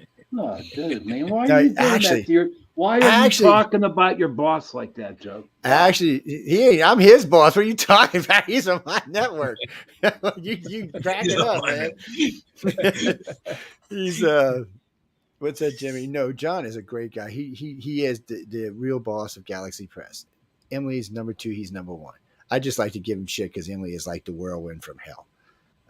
Oh yeah, she's like, remember them old tops? You know when we were kids, remember them tops? You would just take them. Whoosh, that's Emily, buddy. That's Emily. It's like one of them Tasmanian devils. I'm telling you, y'all just don't know. No, it's great to watch them, and I would film them, but they would never let me put it up. So no, they wouldn't. No, because there's too many things that there's just secrets that you need to know when you're there. Well, maybe secret's the wrong word, but just things that you need to know when you win and get there. It would be a better way of saying it. Well, if you ever notice when I talk about the classes, I only talk about so much because really the rest of it, you need to win and be there. I love talking about the 24-hour book. I can't help myself because that shit is just too funny, man. I can't help it. It's just, these people, you see their face when they come out, and they're like, just like, it's more like, 24 hours, huh? And I know some of them are like, whoosh, and they're done with other ones. Matter of fact, who was I talking to just recently? Steve Parisi. He's like, yeah, I wrote it, came back, tore it up, wrote it again, tore it up 2 hours before I went out and wrote it again. I was like, oh shit. Well, guys, part of the workshop is you do the first 2 days of the workshop, which is really intensive, and then they're sent off. They're given 24 hours to write a story. And part of the beginning workshop is you're given 3 basic prompts. One is Tim Powers walks around with a bag and gives them each just a total simple item. Like here's a marble, here's a broken compass, here's that type of thing. And then they used to go out in the street and meet a stranger. That's not done now since the pandemic. So they meet each other and just get to know each other. And then the third thing is they learn how to research. They used to go to a library. That might go back into again now that we're getting on the other side of the pandemic. But the libraries have become havens for other people just hanging around there. So they're learning how to do research on Google, on the web. And then they use those 3 things to put together and they write a story. They have 24 hours to write a story and submit it. And then 3 stories are chosen and they workshop that. So that they're passed around to everybody, they read them, and then they go in there, everybody critiques them. And pretty much 1 for 1, the stories over the next year or 2 will be sold professionally. They're that good. They're amazed that they could write a story that good in 24 hours. It is really, it is amazing. And I remember Tim Powers one year asked me, he says, I think we were at the Roosevelt because of the lobby. He goes, go get some pictures. So I said, all right. So I got down there because the way it was set up, the mezzanine, you could get up on top and look down and nobody could really see you. And the camera zooms in pretty good. So I'm just snapping pictures. Then I come down because I want them to see me taking them so they know they've been had pictures of. And I was like, God damn. And I'm showing them some of these faces were like just fear. That was great. I couldn't post those really because it wouldn't have been fair to the winners, but they were good. It's an ordeal for some of them to be able to do that. But when they get the other side of it, they're so proud of themselves. It's a really good thing too. It's like one of the things that probably any artist, probably does is confidence, but also is something called an imposter syndrome. Like, what am I doing here? I don't belong here. I'm not good enough. And this helps to build up that confidence where they realize they really do have that touch, that ability to do it. So it's really empowering, the whole workshop. I'm never going to write a book. Your work? I'm never going to write a book. No. I don't know why you know all kinds of stuff about the paranormal. That I could do, but here, to be honest with you, I speak in double negatives all the time. That's really how I know how to talk and write down. But it's like I need a ghostwriter. Somebody. Well, there's plenty of them too. Yeah, there's plenty of them around, but the whole to speak with reality to you then is one of these writers is someone that can't not write. So there you go. There's your double negative. No, I'm telling you, man. That's my whole vocabulary. You know, Yeah. every girl, and I get yelled at because of that, because of my double Yeah. negatives. But that's something that really rings true for a writer and artist. I can't not paint. I can't not write. I can't not, Okay. express their muse. It's in them that since they were wee ones. We, yeah, but I'd love to get a go because I have so much. I've been investigating the paranormal for over 30 years. I've had the Pittsburgh Paranormal Society since 2006, but I retired from it. You know what I mean? I'm doing radio now on Joe's programs and stuff. But I have so many stories that I could actually put down, you know. And It'd be easy. It'd be easy to get you somebody that could ghostwrite it for you. Yeah. okay, There's some If good ones out there. interested, yeah. are they expensive? Are they expensive? There's different levels. If you get somebody that does, there's people that will write the books for, ex-presidents and stuff like that. They're more expensive than the guys that ghostwrite, Bill's Beanery's expedition, Okay. Well, I've met a few too that are willing to work for a percentage. So I got somebody who's been bugging me to write something for me, but I've actually been getting a little. I don't know. It's this thing when it's finally finished could be about 175,000 words. I think it's currently sitting at 65,000. So I am today almost day 5 in this experience that I'm writing. This thing is just huge. But because of this gentleman and some of the people I met there, it's actually a lot easier. See, before there were certain things I couldn't even grasp. I didn't know how to flow things a certain way. I didn't know how to use filler correctly, or even how to find filler for that matter. What was this? And I've listened to enough of them now, so I'll sit there when I'm stuck on something. I'll just flash back through one of my heads, maybe something Jody said, or something Tim said, or something Dean said, or something McCaffrey said. Not McCaffrey. What's his name in Las Vegas? Well, that's Dean Wesley Smith in Las Vegas. No. His mama was a famous writer. Oh yeah, that's Todd McCaffrey. Yeah, Todd McCaffrey. Yeah. And I'll just sometimes it'll just okay, I remember them saying that to somebody in the class, and then it'll unstick me where I'm at. Look, guys, from experience, all I can tell you, if I can learn to even get 5 freaking words down, y'all are missing out. Yeah, we also have that free online workshop too that we offer. Yes. You take that if you go to writersofthefuture.com, we have a free Rise of the Future workshop. It's about 13 videos that we did. Okay, excellent, actually. Yeah, Orson Scott Card, Tim Powers, and David Farland going over different parts of how to write a story. How to start a story, how to. No, I was just telling Rainey. No, I took the course. The only thing I hadn't completed was you got to write a story, and I was like, no, I'm refusing to. It's like a kid thing. Don't worry about it. It's because of the other good one. That's why. We're not mentioning no names. We're just saying the other good one. That's all.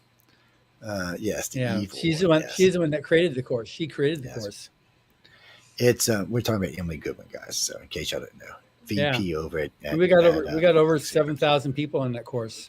Wow. So yeah. Well, no, I mean, if y'all, all right, people, if y'all happen to see John walking around wherever, he is approachable. Just don't. I know he looks like a rock star to y'all, but just don't get stupid. No, because he's a busy man. He's there. He's actually working. Yes, it's not so much a vacation. It's more of a work trip. So I'm sure he wouldn't mind somebody saying hi to him. No, sure, I love that. If you see him somewhere, just he's there going to be. No, they're there working. That's all it is to it. Especially if you can take to the best fish and chips place. Exactly. If you can recommend a good fish and chips place, I look forward to meeting you. Yes. Yes. I wonder where Atreides is. Oh, I'm going to find Atreides. This guy he's a chef. Well, he was a chef. No, he's this guy Atreides was a chef in London. Oh, I thought you were talking about the book Atreides by Frank Herbert. No, he's oh, I know. This guy was a fabulous cook, and he was working at some of the top restaurants in London. I wonder, but he said his favorite dish was fish and chips. He'd go home and make some greasy ass fish and chips. He's telling me about that. That's the way to go, dude. So he actually got his boss to let him put it on the menu. He was a good seller, from what I understand. Except the difference was, instead of being like 6 pounds or 9 pounds, it was like 30 pounds for the same thing. You could go to a restaurant. Honest to God, man. I mean, that was my meals over in Scotland. Yeah, fish and chips, man. Yeah, I don't like it super heavy breaded. I like it just lightly, but it's just, I love the cod there. Fresh cod is so good. Oh my God, yeah. Cod is yummy. Yeah. I'm sorry. I'm from Louisiana, man. I eat real fish. I eat that fake ass shit. I eat real fish. I eat redfish, man. That's not. Yeah, if it don't have oil on it, it ain't fish. I eat redfish. I eat speckled trout. I eat real fish. I'm just no. Y'all are coming out down there. They're covered in crude oil. If they don't have crude oil on them, they ain't There's no crude oil around where I live. Yeah. If you don't line them up to being a heart attack material, then it's not Cajun food. Actually, see down here. So redfish are usually cooked. They're usually baked or broiled on a grill, and they'll cut them down the middle and they'll fill them with all kind of great stuff, and then they'll throw a little sauce in there and let them cook with a little butter and garlic. They're really, really good, and the meat is really flaky. Speckled trout's different. You use a little milk batter, very thin batter, because it's a very delicate fish, and it's a really good fish. I don't know how to eat and you trout, know what? Jay. I catch him out of my backyard. Oh no, green trout and bass are different. Now we cook them differently. It's but these are a different type of fish. Or rainbow trout. What's a green trout? I don't even know. I never heard of green that. trout is a smallmouth bass. It's a smallmouth bass. Is all this. They just call them green trout down here. Jeez. But it's all it is a smallmouth bass. But two of the biggest bass ever caught in the country were caught not far from where I live. It's they got some, but the biggest one ever caught in the world wasn't even our damn country. I think it was in Mexico. Unless something's changed, but I think that's where it was last time. No, I like bass. Bass is a good fish too. I like what I like. It's a good trout almondine is what I really like. Oh my God. Man, look, man. Throw it on you the freaking Okay, grill. let's take it back to when we were last doing well. We were talking about fish and chips in London. On the side, fish and chips in London. No. Okay. Now we've got a whole restaurant menu going over here. You're out number 3-1. Oh man, I'm sorry. I just you know. Yeah, this is the food hour. I'm sorry, people. No, we were talking about all kind of good foods. I mean, I like reading authors that are chefs. I like reading their books. You know. Yeah. With my and I'm not making no excuse. I'm not making excuses for me, but I do have that ADHD. Okay, so I'll start reading a book at the beginning. I might get 12 pages, and then I'll skip to the middle, and then I'll skip to the end. You know what I mean? It's just I only do that if it's really boring. When I read a novel, I go to the last sentence always.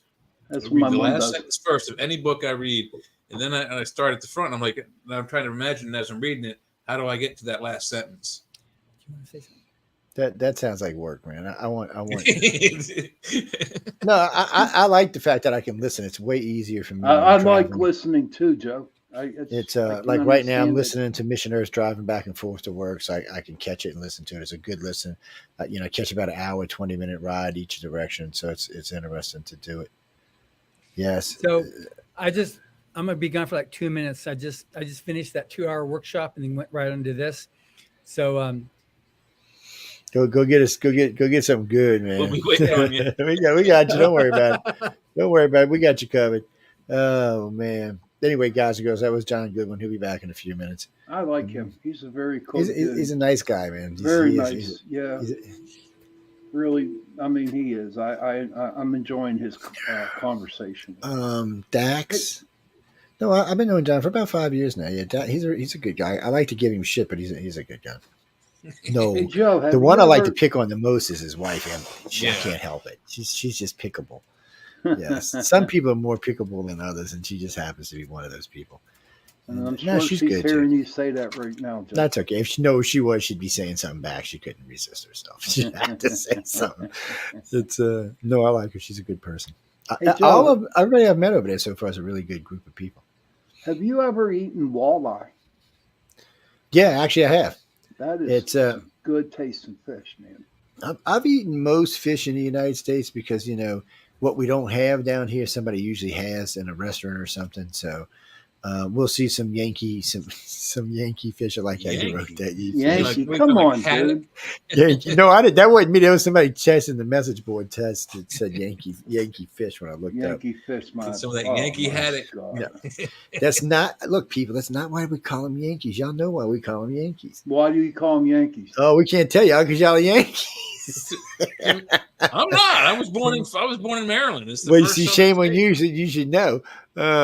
No, people. No. Anyway, we're moving on from these conversations. I like to talk about food. I should do a food show, but it would drive me crazy, and I'd gain 500 pounds. And I'd have to.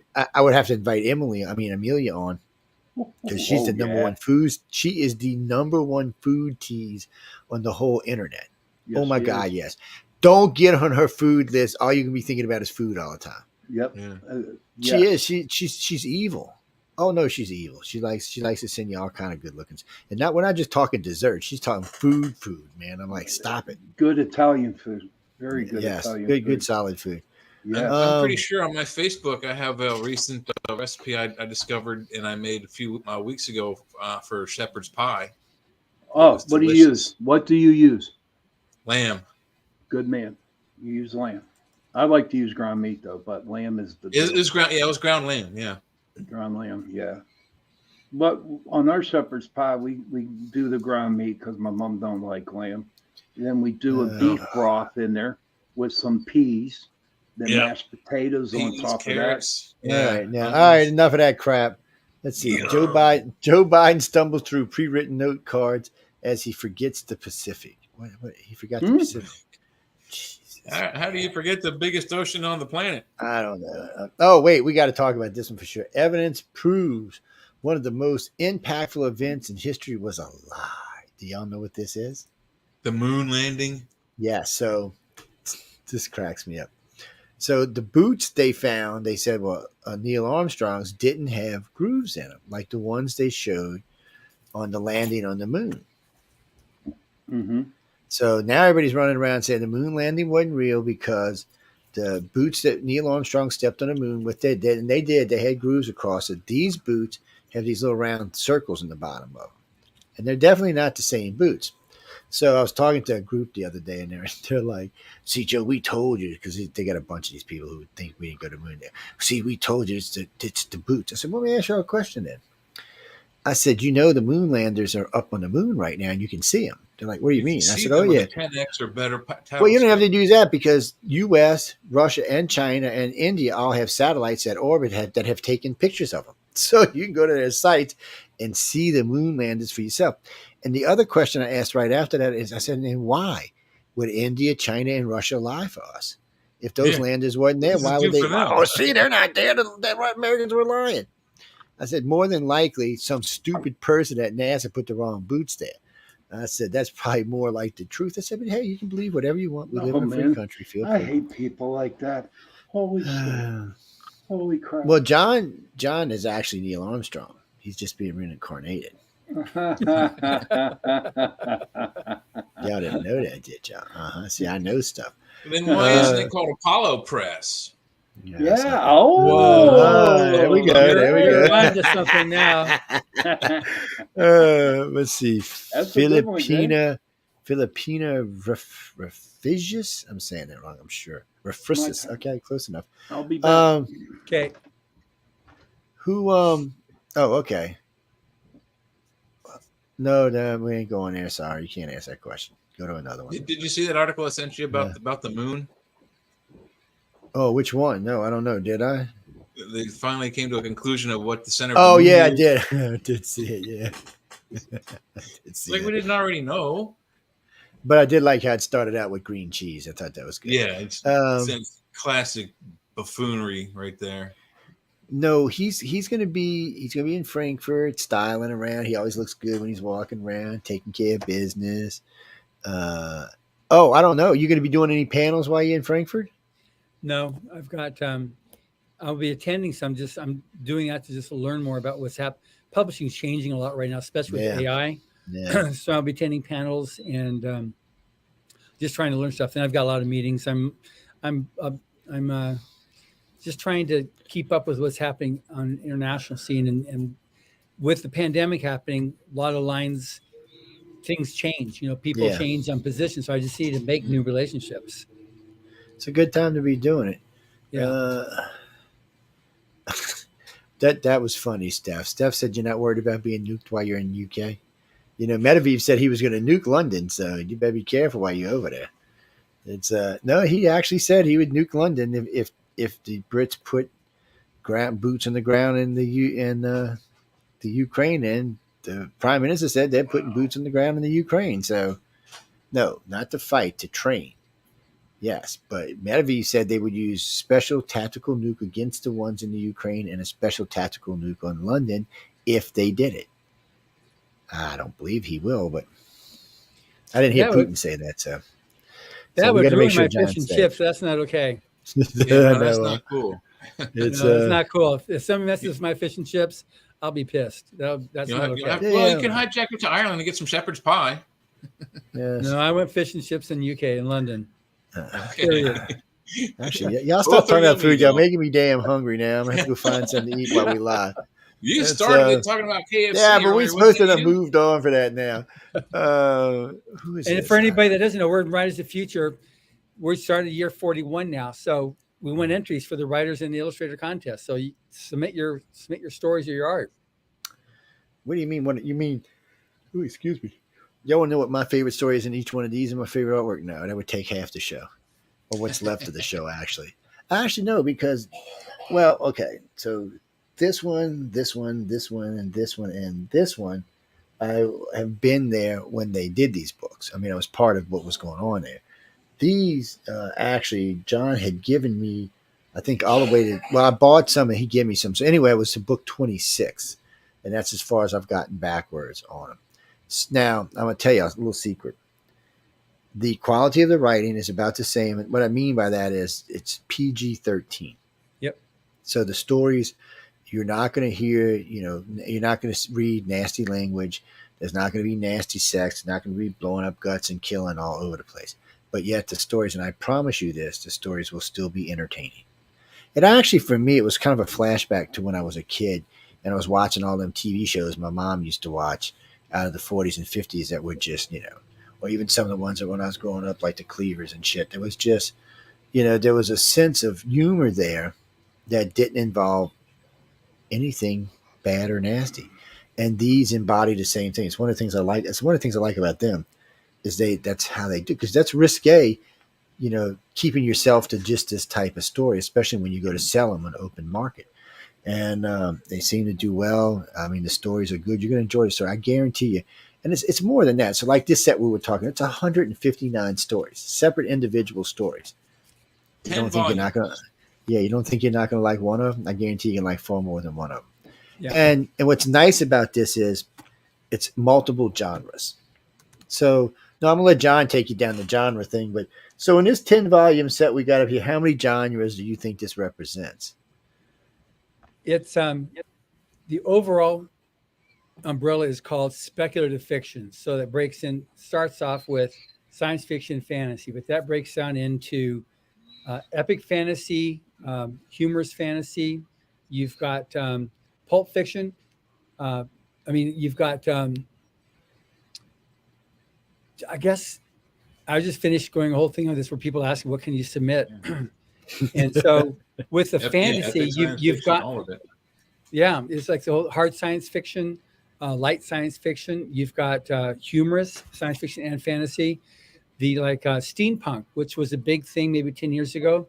It started maybe half a dozen years before that with Writers of the Future. Those stories were being submitted, and then it became, so it tends to, because these aren't known authors, but they're the who the judges select as the best new writers, best new voices of science fiction and fantasy, you'll usually see as they build their careers 5 or 6 years later, that will be what you start reading in bookstores, what you'll find in bookstores, what these guys started off with. So it's pretty cool how that works like that. But it's basically it's anything that's creative. You got storylines, you got man meaning the broad term man versus man versus machine, man versus the environment. That you can then build out others. So what's it called? I think it was Jody that told me she liked this.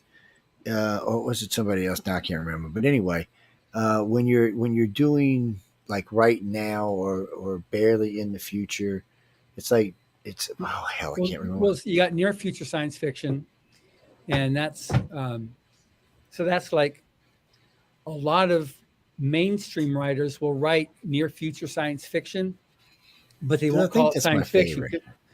That's like what like the Andromeda strain that was written as like near future. It didn't happen. Who was the military? I just went blank on his name. He wrote the got endorsed by President. What's that? No. He died several years ago, but he wrote stuff about military fiction. But the science fiction, it was all using technology that wasn't out there, but it was being developed. So that's all science fiction, but they'll call it mainstream. Because I know we were. I can't remember who I was talking to. My memory's going there. We ain't gonna see what it's going to. It's so we were talking about this because I was asking things about like Expanse. Would that be considered near time? Because basically it's just a short period in the future. And we were talking about. There's a couple of them we were talking about. I think I was talking with Jody Lynn about this. Matter of fact, I was because I was really surprised at how much she liked sci-fi and stuff. I said, oh, "Damn, we're gonna have to be better friends, man," because she was into a lot of stuff that I liked. Yeah, and but I do kind of like that near now because it's like Babylon 5 is barely in the future. It's just how humans would be politically in the future from now. It's stuff like that I like because it was really close to the future. Wasn't it? I mean, it was only Firefly was years ahead of us. It's but a lot of this stuff I'm talking about would probably be less than 100 years ahead of us. It's I like it for some reason. I don't know exactly why. It's just one of those things I like. It's what do you mean? What are you talking about, Carolyn? Reading what? No, I'm not reading. Look, I got to read enough schematic and stuff for work. I don't want to read anything that's going to make my brain go back and forth. I'd rather hear it, and then at least it can find its place where it needs to go. Well, it's like listening to Mission Earth. There's a lot of stuff in this. I mean, there's a lot of. To where I'm at right now, I don't know. I was listening to the actor list yesterday morning. There's a lot of actors. There's a lot of sound effect, a lot of actors, a lot of good acting going on in there. So there's a lot of stuff going on. There's a lot of subtle stuff going on that you have to pay attention to. There's just little things here. Like I'm not sure about his girlfriend yet. Jetto's girlfriend? No, not Countess Crack. What's his name's girlfriend? Sultan Grease's girlfriend, or whatever she is. And people, the guy. Never mind. We're not going to go there. But anyway, he got enhanced, and we'll leave it at that. I'm telling you, this last book should be the last half of the book should be porn. I'm just telling y'all. It's it was a lot of it was funny as hell. I'm not going to lie. It's some of the stuff that you go through. It's so far it's been really good. Like I said, the first book's a little slow because you got to get to kind of know who the hell Salt and Grease is because you need to know who this freaky guy is, and then of course you got to know who Jet is and stuff like that. But anyway, all of that stuff you'll find. Yeah, you'll get to learn who all those people are. Yeah. But anyway, right now they were in some of them in New York, some of them in Turkey, and see, they move around all over our planet. And it doesn't start on our planet. It starts somewhere else. And then they come to our planet. Because Mission Earth is a mission to keep Earth from destroying itself. It's satire. So it's being controlled by this. They just can't believe that a planet would allow itself to be controlled by one person. And it's in the book, it's a guy named Rocket Center. Yes. And he plays closely to a lot of, I guess we'll say, famous people. It depends where you want to put the era of this. Yeah. Where you're looking. So, because it's up to you what age you want to put this in. Was it here? Well, there is one giveaway because they do mention the population of the planet one time. So far, I mean, I'm only, like I said, I'm just starting book 5, so there's just no telling what else is coming up. But so that kind of gives you an idea of what timing this is. And of course, some of the stuff that Salt and Grease kind of gives you an idea, because that shit would not go over today, man. He'd be socially corrected right out of the planet. Oh my God. Anyway, y'all just got to, when you can read the book. Now, we gave away a whole case last year, by the way. We gave away a lot of books last year. Yeah, we did. Yeah. But y'all can listen, and excuse me, we're going to give away some more this year, but I don't know when it's going to be available for audio. You'll have to ask the boss about that. But so far, I've been enjoying it, and it's not a short story. This isn't something you can just sit down. I mean, if you read it, you can probably read it pretty quick, maybe. The audiobook's 122 hours long. Yeah. So you got to dedicate yourself to it. Almost 300 actors. Yeah. I'll be just for volume 39, or is that for all 10? That's for all 10 of the. No, that's not those. That's just for the Mission Earth he's talking about. Yeah. For volume 39, we have 3 voices. We had Jim Meskimen, his wife, Tamara Meskimen, and daughter Taylor Meskimen all recorded those 3 stories. Yeah. So this would actually have to be like a trilogy if it ever went to movie world or something. But anyway, I don't want to get into it too much, but because I can only give y'all so much unless you buy the book. But there's a lot going on. I mean, there's just a lot going on. And even when it doesn't feel like there's anything going on, there's still some shit going on. Like, I have to say this. So he had 2 of these little kids' faces made up. Like stars from the 50s, 40s. Yeah. I was like, come on, really? And then the woman, anyway, y'all gotta read it yourself. Oh man. Anyway, it's fun. It's fun to read. He's constantly bugging people and shit. I mean, not like bugging them, aggravating, putting bugs in him and stuff. So he's watching what's going on. And the general guy spent, I think, the first 2 books in a whorehouse. So that was interesting in itself. It's Who wrote this? L. Ron Hubbard wrote this, and so far it's been most interesting. Is all I can tell you. I mean, when it released originally the first book released in October 1985, all 10 books were New York Times bestsellers when it came out. Yeah, it's a fun all story. Over the TV in the 80s. I mean, every other week there was a new book coming out by him. He's got a lot of books out. Yeah. Well, guys, when the audio tape comes out, I mean, audio tape, there's no tape anymore, but when the audio comes out, I'm sure y'all be able to get your hands on it. Yeah. Oh no, when John releases, I'll be promoting it because I'm enjoying the story. I don't know how it ends. I haven't got there yet. And if you read the book, don't tell me. Okay. I don't want to know. It's I've been driving along because I was surprised the other day when he said he was in jail. I was like, wait, what happened here? What did I miss? Yeah, that's how it starts. The whole thing starts where it's his confession that led up to his end up in jail. So that's the beginning of the thing. It's like, this is my confession, and he's writing this for so they don't just immediately kill him. Because he was, as you're seeing, he's not a nice person. No, he's not. And then there's times, and I'm sure this is going to happen more often, where they don't think the planet he's on exists. It's just, what is it, Blitzo 3-2 or something? Blitto P3. Yeah, P3. Which is their name for Earth. Yeah. Yes, and then there's other stuff going on, and there's ships coming and going, and so there's just a lot of action in this, and you got to be. That's why I wanted to talk to that one gal from Afyon, Turkey, because that's where it takes. That's where it's at. Right, and when you said that, or I checked on the internet, it said that that's one of the most reported areas of UFOs is in Turkey. I thought, okay, that was. She's weird too because she never returned my text, and I know she was doing a tour over there because I think it was Daryl Sims was going over there. So I don't know. Maybe she's preoccupied. Usually, though, she returns my text. I thought that was kind of weird. I just wanted to kind of give her a heads up that you might text her. But we're talking about you. Oh, God, I forgot her name now. Yvonne. Oh, man. No, it's not Yvonne Smith. It is called age. No, it's called. Actually, my doctor said stop overtaxing my brain and stop putting bullshit in it I don't need. And I'm like, Doc, it's not a hard drive.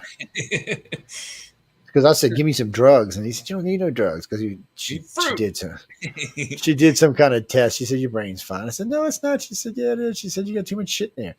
And I was like, well, thank you, Doc. There's only that's one just how, no, that's just how she said it, too. I was like, in most cases, there's only one true test of scientific test that says you have a solid brain. This is the test right here. Yes, I passed. Right. That's right. That's right. I didn't even know that. I'm telling you, John. Sean's going to shave his head. I have learned so much from these gentlemen right Oh, here. man. I learned something new. I didn't know this damn thing tells me I got a solid brain and shit. Come on, dude. I mean, why do you think all the abbots have this part exposed? All this is always bare on bishops and abbots. This is where the smart parts are. That's probably where the aliens shaved my head. And it might be when they probe you right there in the head. Yeah. Actually, no, Sally. He's on Monday at 4. Yeah, you can catch him at 4:00 on Mondays. I mean, everything's archived. You can catch it. He's on Tuesday at 8. He's on Friday at 7. So it's Friday at 7, Tuesday at 8, Monday at 4, and then wherever the hell I happen to be at when I'm around. Well, I haven't been doing as many shows as I usually have. Been busy. It's called making a living, people. If y'all been donate more money to the station, I wouldn't have to do all this other stuff. I'm just saying, man. Be sure y'all go out and get one of these. I'd like y'all to buy a couple of these. They're nice and make great Christmas presents, especially if you've got kids. See, I remember when I was a kid, my mom used to bring home sets like these. God knows, there'd be all kinds of stories in them and stuff. And I would love that. I'd get in and start reading them. Actually, I was a big reader. Sold quite a few. We sold quite a few of those in Salt Lake City at FanX. And parents says, my kid's getting into reading. What do you recommend? And so they got those because those are good for middle school on up. So we sold multiple sets of those from parents wanting it for their kids. Yeah, I've been telling people. I said they're great. They're great sets. People enjoy them, use them, read them, and don't forget. I mean, as kids grow up, you can keep them for your kids. Give them to somebody in your family, or just keep them around on the shelf in case you want to read them again. Well, I mean, a lot of these. Yeah. And John, you got 10 volumes there and 159 stories. So what does that break down to? About 15, 16 stories per book? Yeah. And then how about what about the artwork? How much artwork are we talking? Because some of that artwork is fantastic stuff. Yeah, each story has its own illustration. Several, more than one at least, right? Yeah, so 159 stories is 159 pieces of art. I'm telling you what, the art is great, man. The art is beautiful. I know I've pulled these books out before and showed you. There's a lot of artwork in there. Well, when Tom Wood was on just last week, we had some of the artwork put out. Of course, we talked a lot about the float too last week. So so we got into that a lot. But well, he did the cover, guys. That's who we were talking about. Yeah, he did the cover of this one. Oh, y'all gonna make me pull it down. He did the Fire Dragon. That was really cool. I don't have one already. Here, I got one here. Yeah, there we go. Yeah, there you go. There you go. Yeah, he did the cover from North. Exactly. How do I reverse it? This is backwards. Oh, I see it. It's normal. It's coming normal on ours. You can also hit mirror my camera. Yeah, but it's normal on ours, so that's all. Okay, good. All right, good. Yes, that's a painting that Tom Wood did. That's awesome art. He was a cool dude. Tom's a good guy. He's a lot of fun to talk to. You're a good dude, man. He's thank you. Yes. Yeah, no, Tom's a nice guy. No, Echo Chernick is the boss when it comes to the illustrators. Yes. No, she's the coordinating judge for the illustrator contest. She's the queen bee, buddy. Just know that ahead of time. If y'all win as an artist, she's the queen bee. I'm just telling you. Don't mess with her either. She's Who's that, Joe? Who's that? She's been on the show before. Echo Chernick. She's her husband was just on not too long ago. Lazarus Black was on with us. He has a new book out, which somewhere is not around me at the moment. But she is the boss. What I mean by that is she is very pointed in the way she deals with stuff. But that's not her personality. That's just how she is with the people. Do you see that here? No, that's not. I blurred out as soon as you got up too close. Wait. Oh, no. It's but anyway, y'all can find her. She's done several archives with me, and she's a lot of fun. We talk about a lot of stuff. We look at a lot of her naughty artwork, by the way. So y'all might want to go check that out. Matter of fact, we were doing hers. In your mind tonight, dude. we were doing hers and Larry Elmore's. Well, I'm not the one painting naughty artwork. What are you talking? Blame it on me. Yeah, you're the ones having fun with it. Well, no, they requested, so we talk about it. It's because Echo and I, the first time she came on, we were going to actually do the show on that, and then I don't know what happened. We got into something else, and we started looking through our artworks, and we never got to it. So we started it out with this one, and she knows, her and Larry both know I'm a freak about oils. I just like oils. I don't know, maybe it's the way I grew up because we didn't have any non-oils in our house. Every picture hanging on our walls, even the little ones, were oils. And my mom, I guess, was a bigger freak about it too. And my dad, somebody was. I don't know which one it was, but every picture hanging around our house was an oil. And I got used to seeing it, but more so, I got used to feeling them. And what do you mean? I can't afford to put oils in my house, man. Have you seen the pictures on my walls? Oh God, no! I'd have to sell the house. You know what the humidity down in the bayou does to an oil painting? Oh Jeez. Man, I mean, we got beautiful pictures on our walls, but. No, we don't have. We have painted pictures, but they're canvas pictures. They're not the same as oils. Well, we do have a magnolia oil in the house. Yeah. So it's in this office. All there is the stuff behind me, and then other walls are all old stuff from different places. Yes, because I use different parts of the studio from time to time. John said y'all can stop and buy him some fish and chips, man. Yeah. Don't get you no ranky, greasy shit either. Come on, y'all. I know y'all know the good places. And a proper 20-ounce pint. None of this 16-ounce American crap. Last time he seen me, I put 5 pounds on his butt. Put 10 on his wife's. She probably had to go work out for a week. No, man. Yeah, you took us to what was that pastry place you took us to that has the the beignets? I took him to morning call. And morning call is just some French pastries is all it is. Be square dough. Throw some powdered sugar on it, eat them.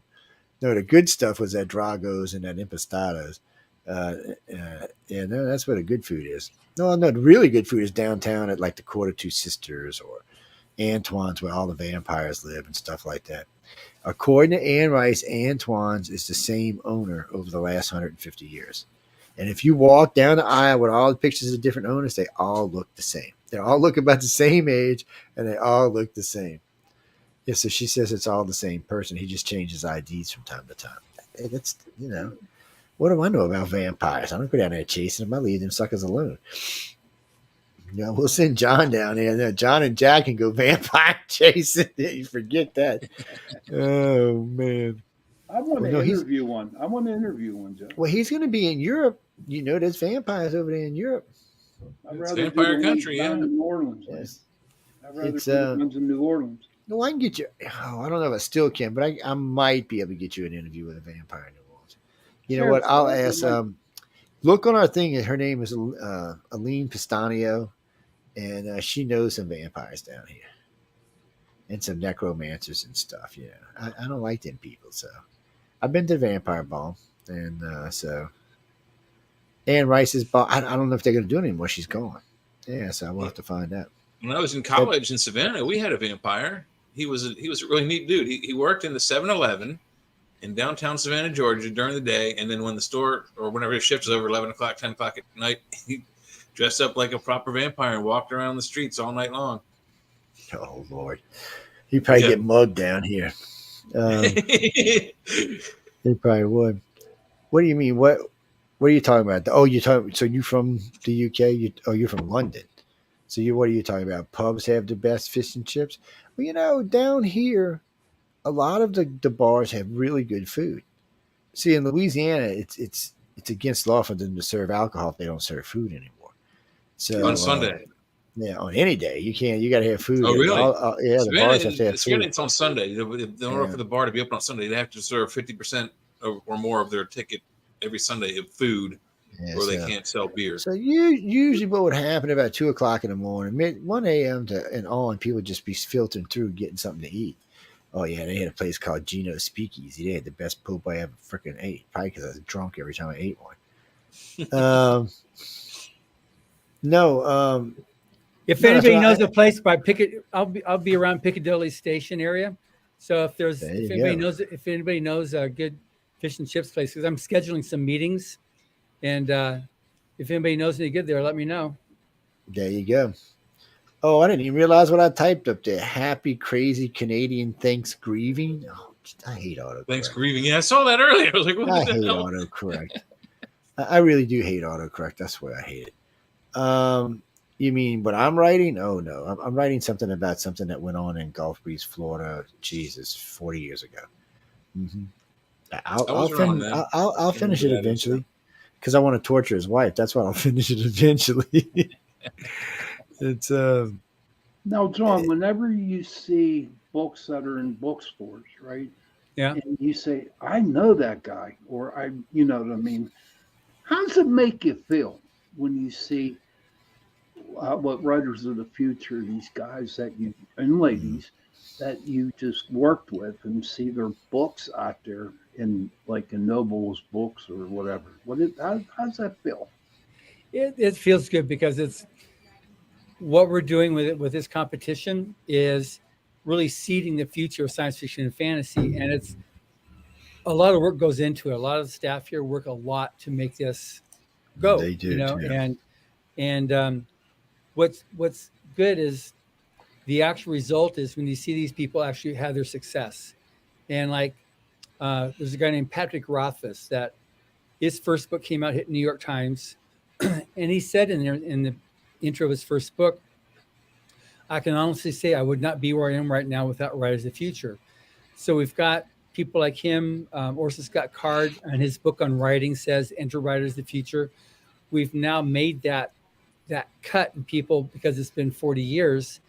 Um, it's a real sense of accomplishment that I feel for what Mr. Hubbard set out to do, and then what we're at the office are doing to create a future of science fiction and fantasy.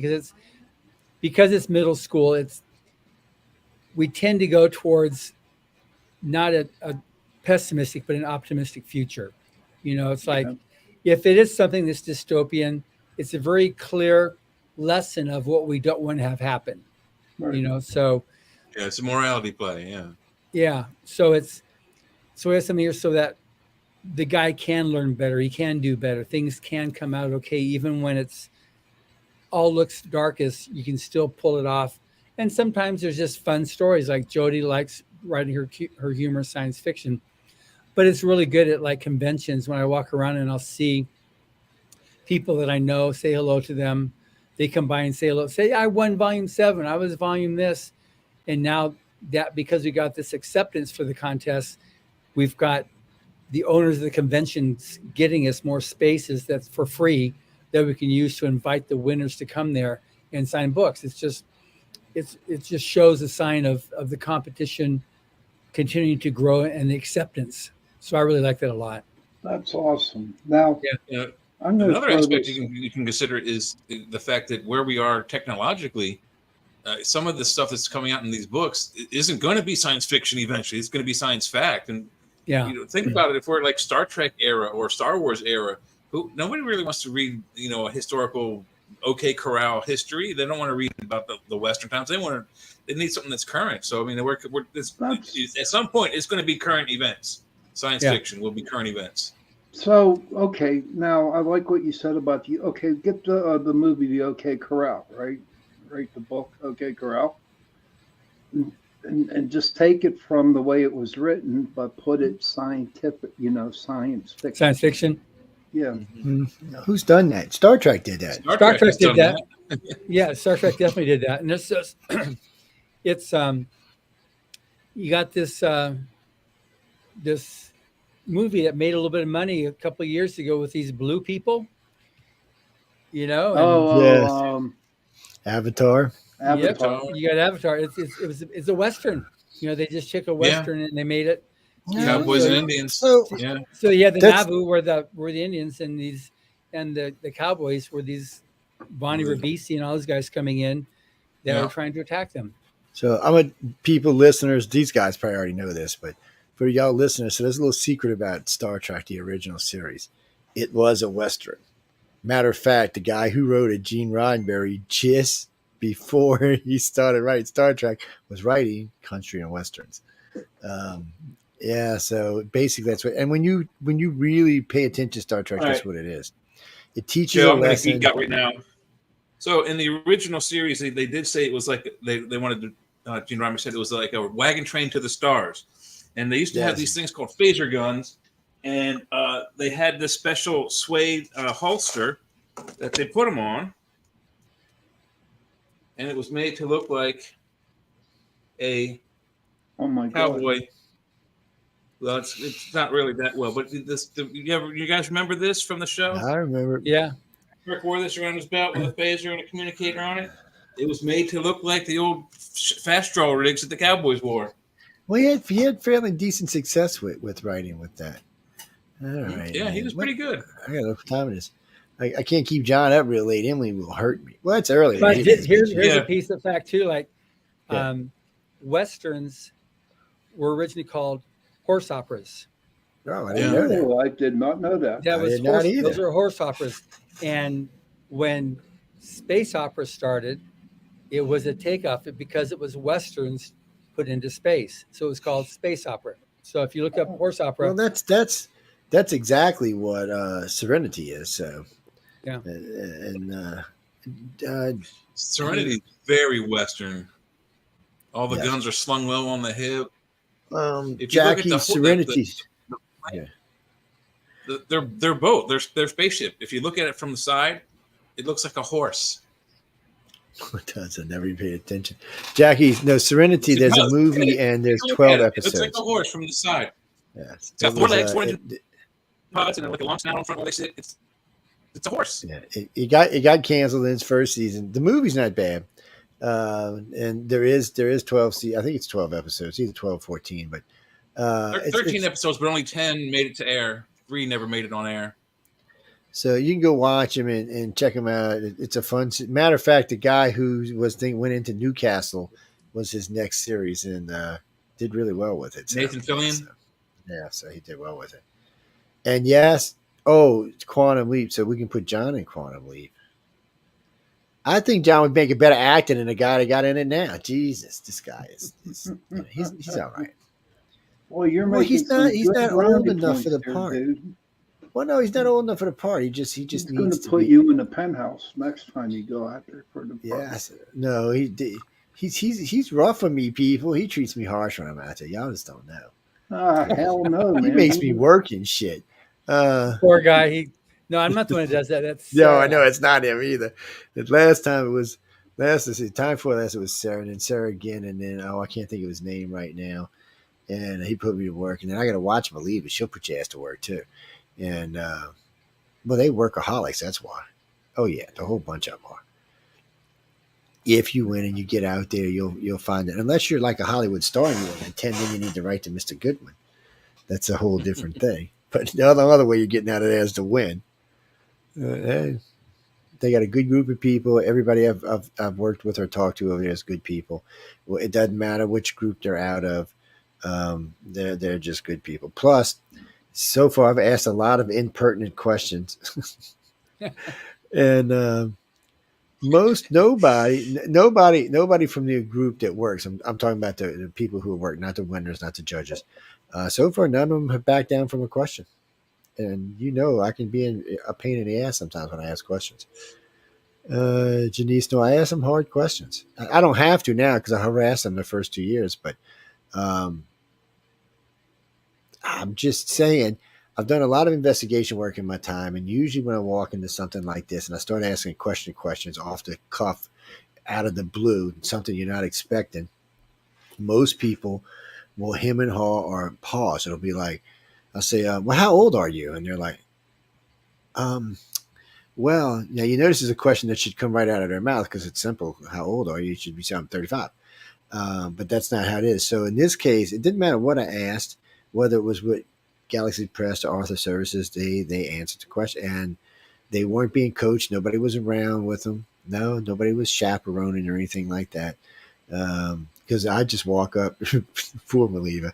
I just walk up in the middle of them and just start asking questions. Said that, be like, damn, don't you ever stop? And you always got to be asking questions. Well, I met you originally through Jimmy Mars. Yeah. He was him too. He was one of our spokespeople. He was a spokesperson for Battlefield Earth.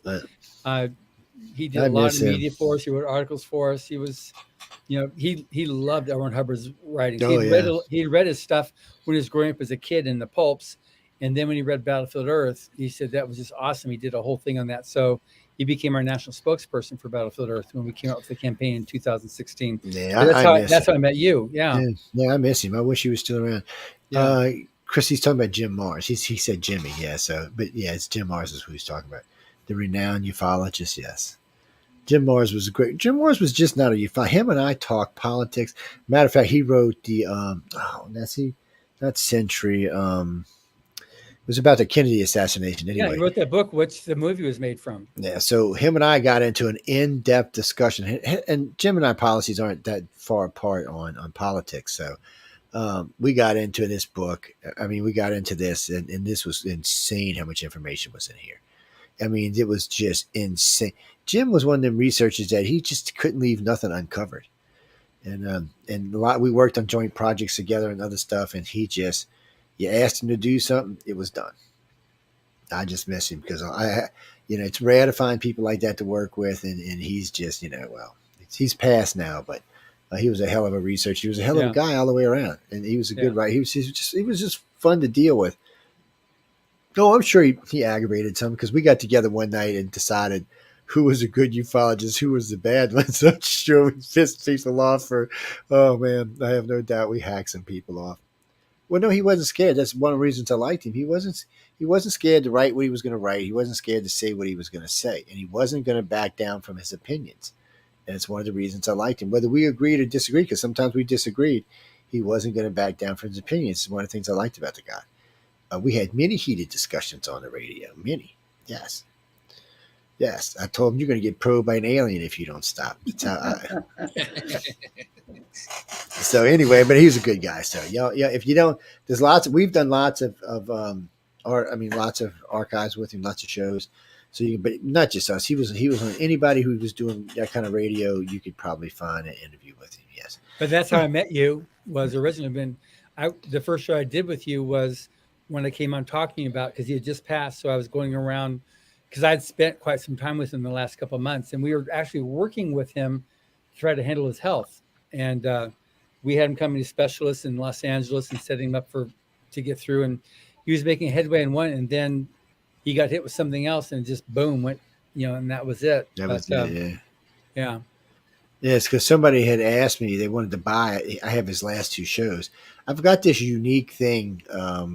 We've got on the network about 50 shows that are people's last shows they've ever done. And I kind of got the feeling sometimes like maybe we were a freaking jinx or something. What's his name from the Queen Mary? We got his last two shows. We had Jim Mars' last two shows. We got Stanton Friedman's last two shows. It was just because we were doing so many shows. I guess I don't want to call it lucky, but we end up getting their last words, which is interesting. I keep them. I actually keep those shows off the archives. And yes, Johnny, they're actually for sale. Well, right now they're not, but they will be again. They will be on the Roku system for sale in about a month. Yes, you can get them there. And the Travis Walton set, the 5 set that usually is up for sale, it'll be up for Roku on sale too. You'll be able to get it. Did he pass? No. He's around. No, okay. we had done about 10 years ago. Somehow or another, he got booked across 5 really good hosts, and some of the really good ufologist hosts. And I don't know how it happened. So we had a meeting to discuss to make sure none of us asked him any question that he'd been asked before, and no questions that we were asking in the interview. So I did the last interview to make it fair to the other 4 hosts because I was going to find questions anyway. And those were really good shows. I mean, he was floored. I mean, no one had talked to him like that before. No one had asked those kind of questions. He didn't know what to think. I mean, when we got in the last interview and I said, did you know there was somebody else in the mountain with you that night? Did you ever stop and think they were actually looking for you? It wasn't an accident. He like to fell out the freaking chair. He didn't even know how to deal with it. He was kind of like, and we got into some in-depth stuff, and he was like, because we found out there was an FBI agent on the hill that night when all this happened. And then when I started asking him questions about, when you seen the 2 people in the suit, were they telepathic or were they speaking? He said they were speaking. And I asked him a couple of more questions. I said, that sounds like somebody from the CDC doing cleanup control, seeing if there's any contaminants or anything like that.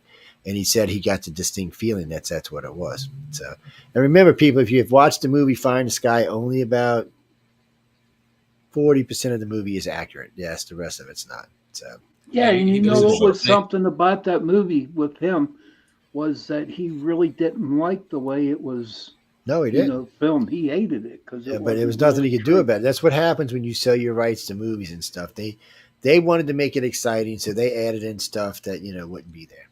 John Yeah, was we in actually that one talked about too. this on Sean's show the other night. Yes, Yep. I know.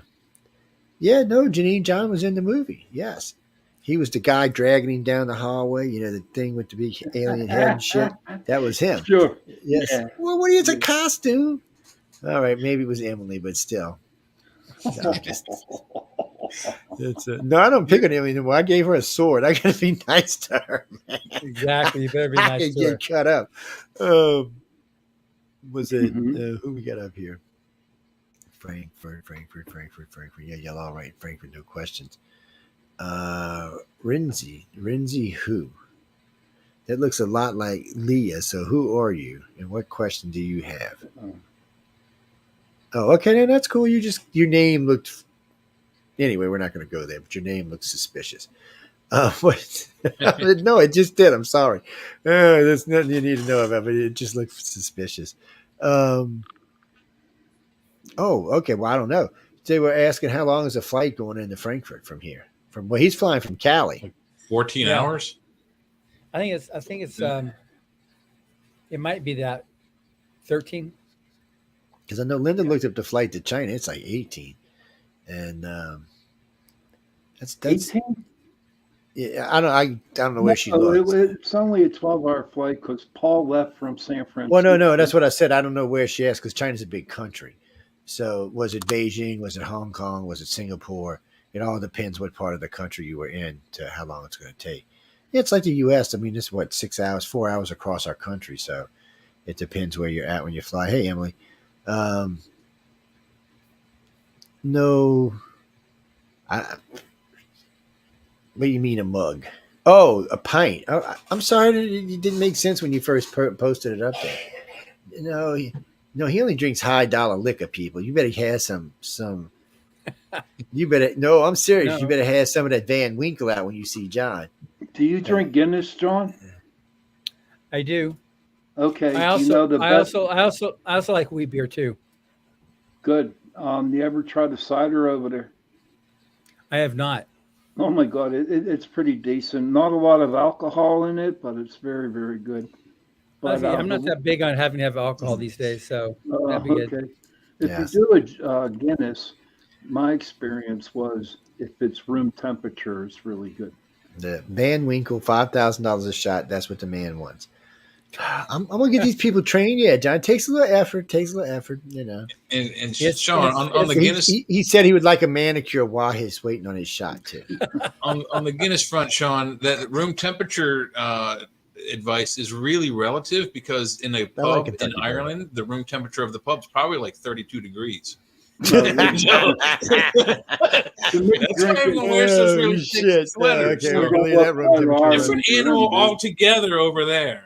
My people are from down south in Galway and shit, so Yeah. it's kind of one down there, right? It's, Not up on the northern part of freaking Ireland, actually, no, guys, I'm on this whatchamacallit kick, this whiskey sour kick. Yes, Joe, that girl was- in that was- Atlanta who made that one for me, that is the best whiskey sour I've ever had. I Joe, wish I could get how she Whiskey made it. Sours was back in the 70s, my friend. I like whiskey sour. I can do what the hell I want. The key is in the pricking the white whiskey and making your own simple syrup. If Okay, so someone makes I hate to get syrup into this or subject. try it's too sweet, then you have to make your own.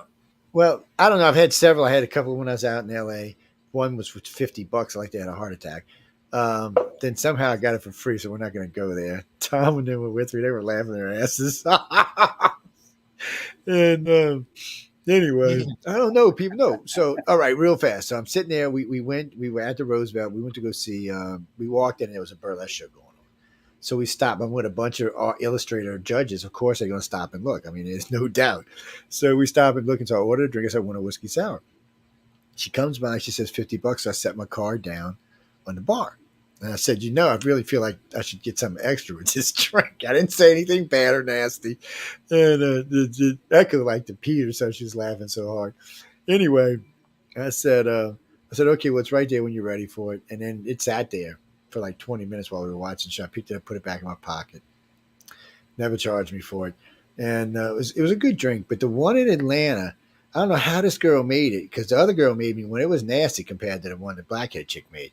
It was just good. I mean, it wasn't too sweet. It wasn't too sour. It had some kind of red shit in it, which I thought was grenadine or something, but it was good.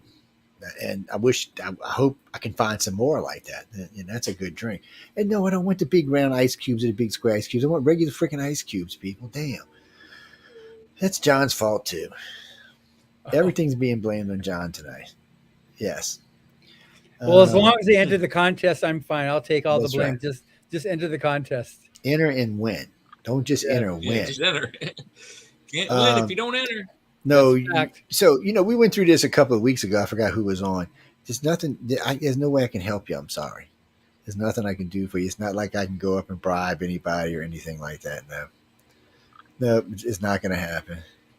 Now, can anybody come off the street, John, and just sit down and somehow, say like me, if I decided to go to the Writers of the Future convention, is there anything for me to do there while you're working with the other artists and illustrators?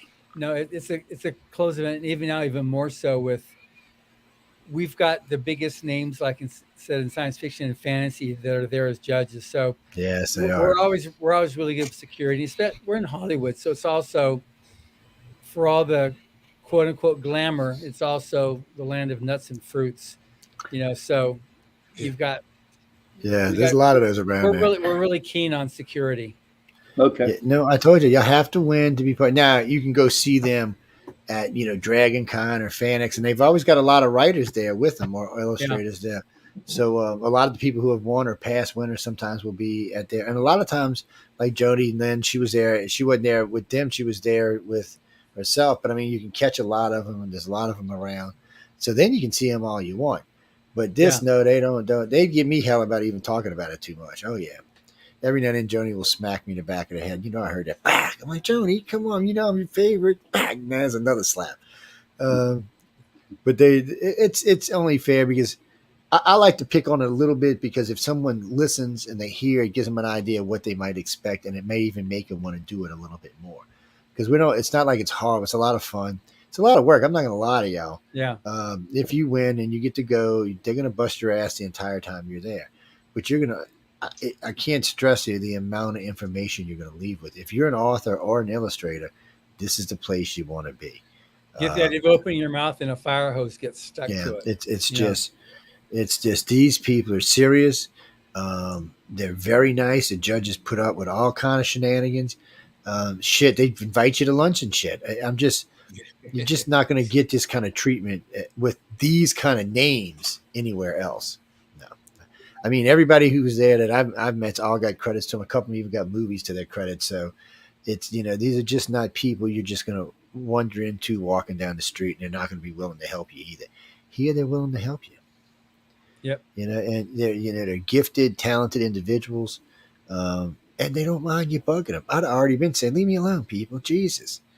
No, y'all know I'll put up with anything because I do conferences, but it's no, they're real nice, and like at the barbecue, everybody gets together and chit chats. There's a lot of talking gets going on there.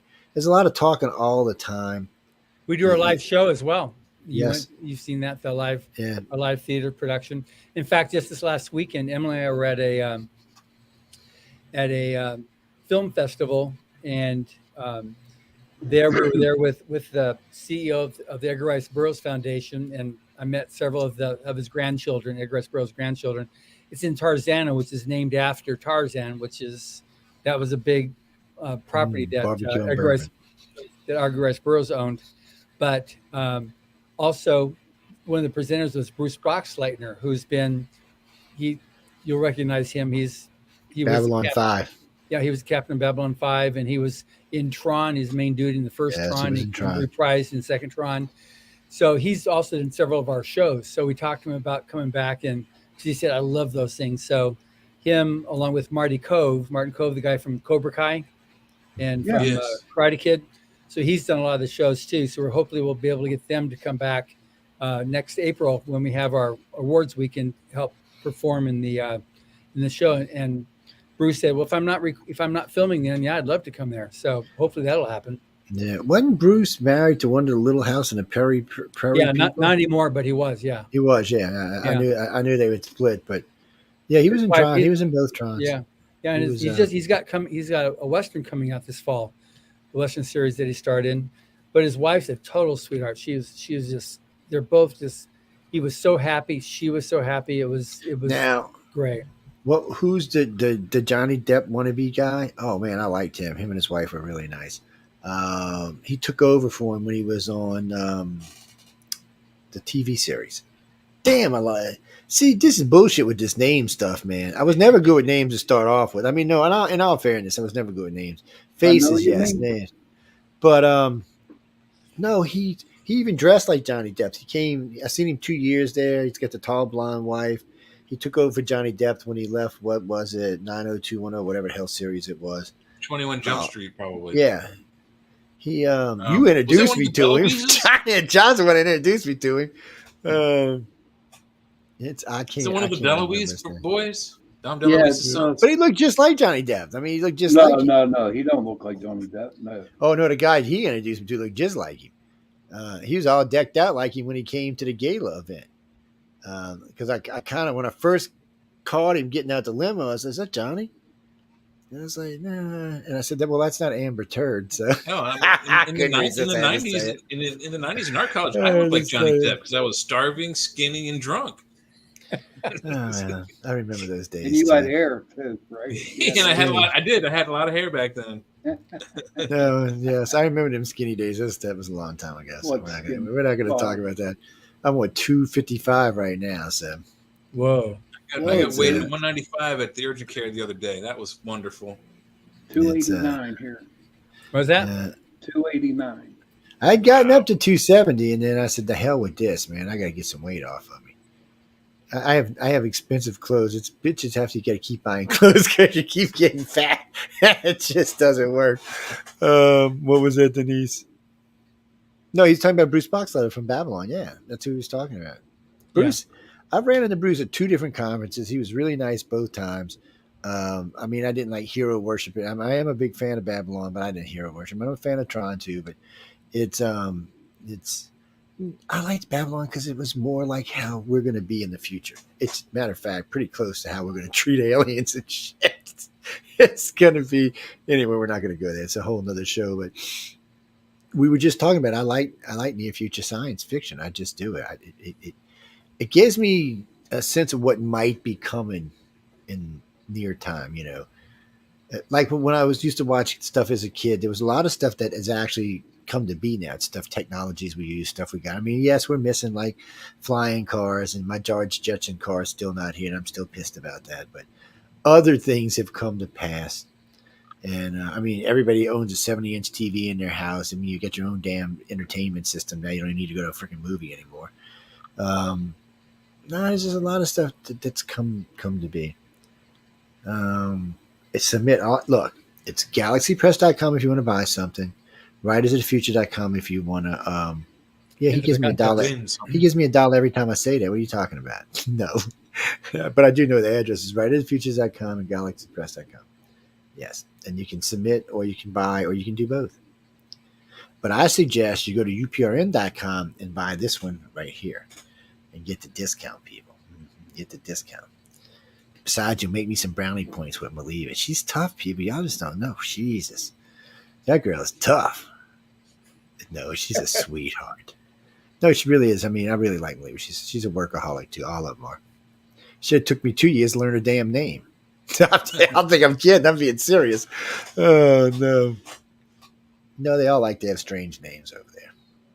Yeah, John's pretty strange. John's got a really strange name. And Emily, oh my God. My full name is John. I just go by my first initial. Really? That's cool. Yeah. No, you didn't see her tonight, but she's with him a lot. Emily's his wife. Yeah, I like to pick on her, but that's she's number 2 over there, and she like I said earlier, like I said, when she's like the top you pull and spins, that's her, man. That girl. Yeah, she's actually next to me, but she's working on the submission for the next budget for Yeah, Rise of thank Peace. God she can't hear because I'd be in trouble. You definitely would be. I stay in trouble with her. No, again, guys, you can't. Okay, first off, doesn't matter anyway because they never tell me what hotel they're at, so I couldn't help you anyhow. Yes, and it's not like it's on a key mark anymore or built on a marquee anywhere. So, no, and you can't come to the gala for sure. There's security there. Just you have to win. Just submit, and you might get runner up. You might get honorable mention. These judges really want to help y'all. Just submit some decent sci-fi. Well, no, Kim, just because you write it fast don't mean it's not going to be good. I know quite a few writers that can write fast. Exactly. Like I said, pretty much every 24-hour story that these guys write during the workshop week, sell it to a professional market. Wow. So speed, slow or fast, it's the quality of the writing. So there's been several instances too where people have been submitting for years, and finally, the last day of the contest year, they then write their story, submit it, and that's the one that wins. It was written that one day, so you can definitely do that. Didn't we have a guest on, Joe, one time that did that? Yeah, I forgot who it was, but I know, Carol. It's that was Wolf Moon did that. Wolf Moon. Oh, it might have been because Wolf's been on just recently. Which I got to get Wolf back on. His show was so messed up. Yeah.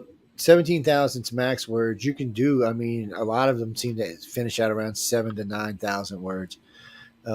Yes, unfortunately, I don't know why I know these stats. It's talking to the judges too much. Isn't the limit for words 7,000? What's that? Wait, what? Isn't the word limit 7,000? 17,000. 17. Oh, yeah, okay. 17, that was close. Well, Emily, you need to submit it. Stop talking smack. Submit that damn thing. I'd like to see you out there. No, 17,000. No, we had this discussion just recently with a couple of different authors that were on. No, 17,000 is not a novel. I don't even think it's a novelette, actually. No. It's, yeah, see, I shouldn't even know these things. See, I'm nerding out, people. No. I should not know these things. What is the number of words for a complete novel? 100,000 or more. Yeah. Oh, smokes. See, and I shouldn't know that either. Yeah.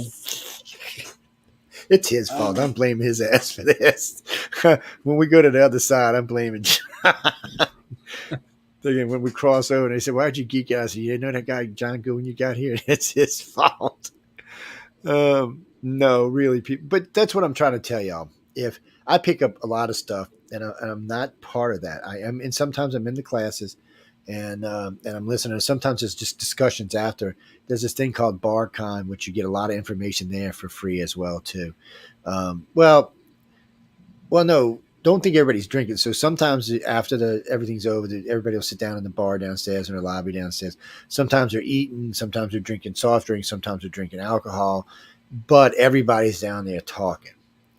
And the last 3 years, I've kind of played like a conduit because I've noticed, I keep wanting to call them students, but I've noticed winners kind of staring at judges, but didn't quite want to walk over. So I just grab them and walk them and drop them right in the middle of the judge. No, it works good because the judges are there. That's what the judges are there for. They want to talk to them. I always ask the judges first anyway, but they want to talk to them because I was talking with Kevin J. Anderson and Dean Leslie Smith last year, and they were having a pretty conversation. It was well, anyway, we're not going to get into what the conversation was about, but it's not something that, it's an open conversation. So I asked him, I said, I see these four have been staring at y'all for a while. And he said, okay, we'll finish this up, which they were wrapping up. And I will tell you, it was about the drummer of the lead singer of Rush. That's all I'll tell y'all. But they all came over, sat down, and man, they were gone. That was it for the next 2 hours. I mean, it was like 2:00 in the morning when I went upstairs. And they were crossing all kind of stuff. Then people were asking questions, and these guys were eating it up. And when they're tired, they say, okay, we got to go to bed. And no hard feelings. Everything is the way it is. It's a good thing if you can get there, people, but you got to win. Yep. Emily has a couple questions, Joe. Go ahead, Emily. What you got, baby? Read them out there. I have had 2 deadlines for my book and missed both. Do writers get too picky? Or is this some kind of anxiety releasing your first book? Is this normal for a first book? It's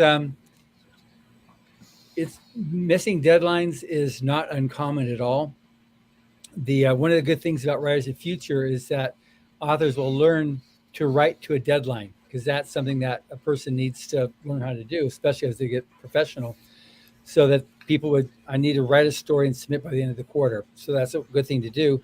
But in terms of when a story is done, you have to know when it's, I mean, you can keep them aside. Like if you talk to somebody like Dean Wesley Smith, he writes a story and he's done with it. He doesn't go into rewriting, because it makes it, it's like when you polish a stone. It starts off with a rock and it's unique. It's very, you got the edges and all these different things that make that rock different from other rocks.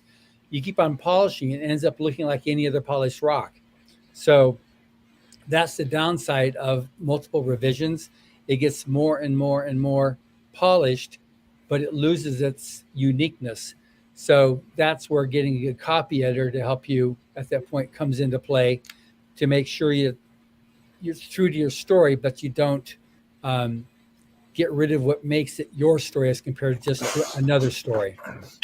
There's lots of writers groups out there that you can share your stories with too. Yeah, Writers of the Future has a forum that you can join for free, and there's a lot of writers that would be totally willing. These are winners and judges that are willing to help you with ideas and tips. Plus, we have the free online workshop that we offer too. Besides, biggest piece of advice: don't give it to your family to read, because they're gonna lie to you. It's just, it's great. No, you see, you can't trust that it's great, or you can't trust that it's horrible. You just got to get some people that read it that know what they're doing. So, Jack, you said there's a second question, Jack? Yeah. Is this normal for the first book? But you said that. But she comes back and says, I keep rereading and worry. Keep rereading or rewriting? Rereading. I guess she's rereading the story. She's rereading her story that she's writing. 15. She gets worried. Yeah. So in that right there, she's going to write it into, either she needs, if the story's no good, she just needs to then go out and create a new story. Yes. But at this point, I'd get it to a writer's group, somebody that they can get another perspective on it, because she's going to keep on rereading it and talk herself out of a story. Yeah. Well, and there are a lot of good writers groups out there. I mean, you can go to the forum. If not, there's a lot of the writers who have won these contests that have their own groups. And there's a lot of them that are friend up together. You'd be surprised how many of these have made friends and have stayed friends. Yeah. Because I do interviews with them, so I know this one's friends or that one's friends, and I've actually stayed friends with several of the groups. It's weird, but when you if you win, you're going to get a partner when you get there anyway. So it's all I can tell you is win. You're going to love it if you win. See, like Dean Wesley Smith, he's everything. He's not just an author. He owns his own corporation. He does his own publishing. He does everything. It's a fact. Yeah, he does a whole. So when you have the man in front of you, who's a wealthy man, when you have him in front of you, don't waste his time. Ask the questions. He don't need you to kid around and beat around. He needs you to ask your questions, and he'll tell you he's more pointed than some of the other judges are. Yes, I like Dean. Yes, I like people who speak their mind. I was telling him something about writing his book. He said, "Joe, go write the damn thing and leave me alone." It's like, well, he wasn't going to hurt my feelings. He knew that too. But hey, Joe, I got to run. Get on out of here. Pleasure meeting you, right? Yeah, because we're not far out of here ourselves. Yeah, we're not. Yeah, I got it. Jason just dropped off this week's podcast, so I need to upload it now and get it sent to you. This guy Jason, he is Satan, people. He got the red hair, horns, and horns going in and out. He's married to a little demon. Oh my God, that's the one he was talking about earlier. That puts me to work all the time. Good night, everybody. Be good, Jack. Yes, Sean. Yeah, be good, Jay. Be good. It's I don't know. Well, no, they got to go. They got lives and stuff to do. Me and Jay's gonna wrap y'all up and hook y'all up. It's so John did good as usual. He was good on here. So don't forget he's traveling, so y'all not gonna see him. You going 2 weeks, 3 weeks? I'll be gone for a couple of weeks, but I'll be. Well, you can always try to get Emily onto your show there. She's. I'm sending a spy bot after Emily. I'm putting a spy bot on her ass. I'm sending one over there. I got a friend that lives in Hollywood. I'm gonna say, look, put a spy bot on this chick. No, Emily, I'm I just just took teasing. my headphones off, so it's that speaker on my laptop. So now she's listening to you. She knows I love her though. It's no, Carlin. No, Emily is his wife. No, so you heard us talking to Emily in the chat room. That's Emily Min's house from FT Fricket. Yeah, she's on Friday. The other Emily is his wife. Then she's from Canada. Yeah, from Canada. Yes, Canada. That's what it is. Because Trudeau's in charge, so it's Canada until they get a real leader up there. That's what it's going to be like. It's getting cold. I'm expecting some Christmas chocolate coming down from Canada. Santa Claus sends me chocolate every once in a while, so yeah, I like Santa. No, if y'all do see John, tell him hi. Don't harass him, man, though, because he is going to be really busy while he's there. Buy him a fish and chips if he's in London. Exactly. Or tell him a good place where they're at. What are you talking about? Wait, what underground? What are you talking about? Underground subway station? I'm not from. I have no knowledge about London at all. Yeah, all the tubes are underground. All the stations underground there. So she's saying where I'll be around that area. Something about the station near the palace or something has the best fish and chips in all of England. Shit, that's a pretty big boast. Will you send me the name of him? I'll send it on to him. No, I'll send it on to him. Dickinson. It's it's just when you just look up the name, when you send me the name, I'll email him. Yeah, he's gonna be traveling. It's not like he can't get emails. It's not like he's going to the former Soviet Union or anything. He's not going to the medieval times. He's going to China. Or China. North Korea. Miss Fresh, what you got for us, Miss Fresh? No, just submit. 17,000 words or less. Yeah, just submit. That's all you got to do is submit. And you can go to riseoffuture.com. All the rules there on the section enter the contest. I'm telling you, if I had $1 for them, I said submit, I'd be a millionaire. It's no, really, just shit. You'd be way more than I would be. That's the easiest thing. Look, eventually, what I'm going to do is when I finish writing this, I'm going to talk with the good ones and get some help from them to go through it as a story because it's going to be big. But eventually, I'll take a piece of it. Oh, I guess I won't be able to if I get them to help me. That'll be cheating. Anyway, I'll take a piece of it and submit it, and then they can, tell me what the hell's wrong with it. It's well, no, I've threatened his wife a few times. I'm just going to stick all 150,000 pages in an envelope, mail it to her ass. I can't edit. No, indeed not. Thank God for spell correct and grammar correct, and they're not perfect by any means, but they do help. Well, if I'm typing on my keyboard, I don't make as many mistakes. If I'm typing on that stupid phone, I make all kinds. My phone turns words in. So I typed to a friend of mine, "Hey, friend, what's up?" No, I said, "Hey, friend, what are we doing?" But it said, "Hey, grind." Something about it said, "Hey, we're going to grind" or something. I'm like, he writes me back. He said, "Joe, I didn't know you swung that way, my friend." I was like, what the f- are you talking about? I looked down at my phone. I said, "Jesus, man, come on with your spell correct." No, I can't. I can type fast now, but I can't on the phone. I got fat fingers, people. That's how it is. No, we got 5 minutes. I got 8 questions. You better get them in the next 5 minutes. John got to get dressed. He got to be looking good and sharp. It's Saturday morning. Oh no, the boss lady gonna put him to work tomorrow. No, he don't get off no days. He gets no free days. Yeah. Well, that's true. And John will tell you this. Anybody who knows me and talks to me on a regular basis knows they have to learn JoJo'ese. If they don't learn JoJo'ese, they're never going to know what the hell I'm talking about. Yeah, see, Emily's down there. Emily knows too.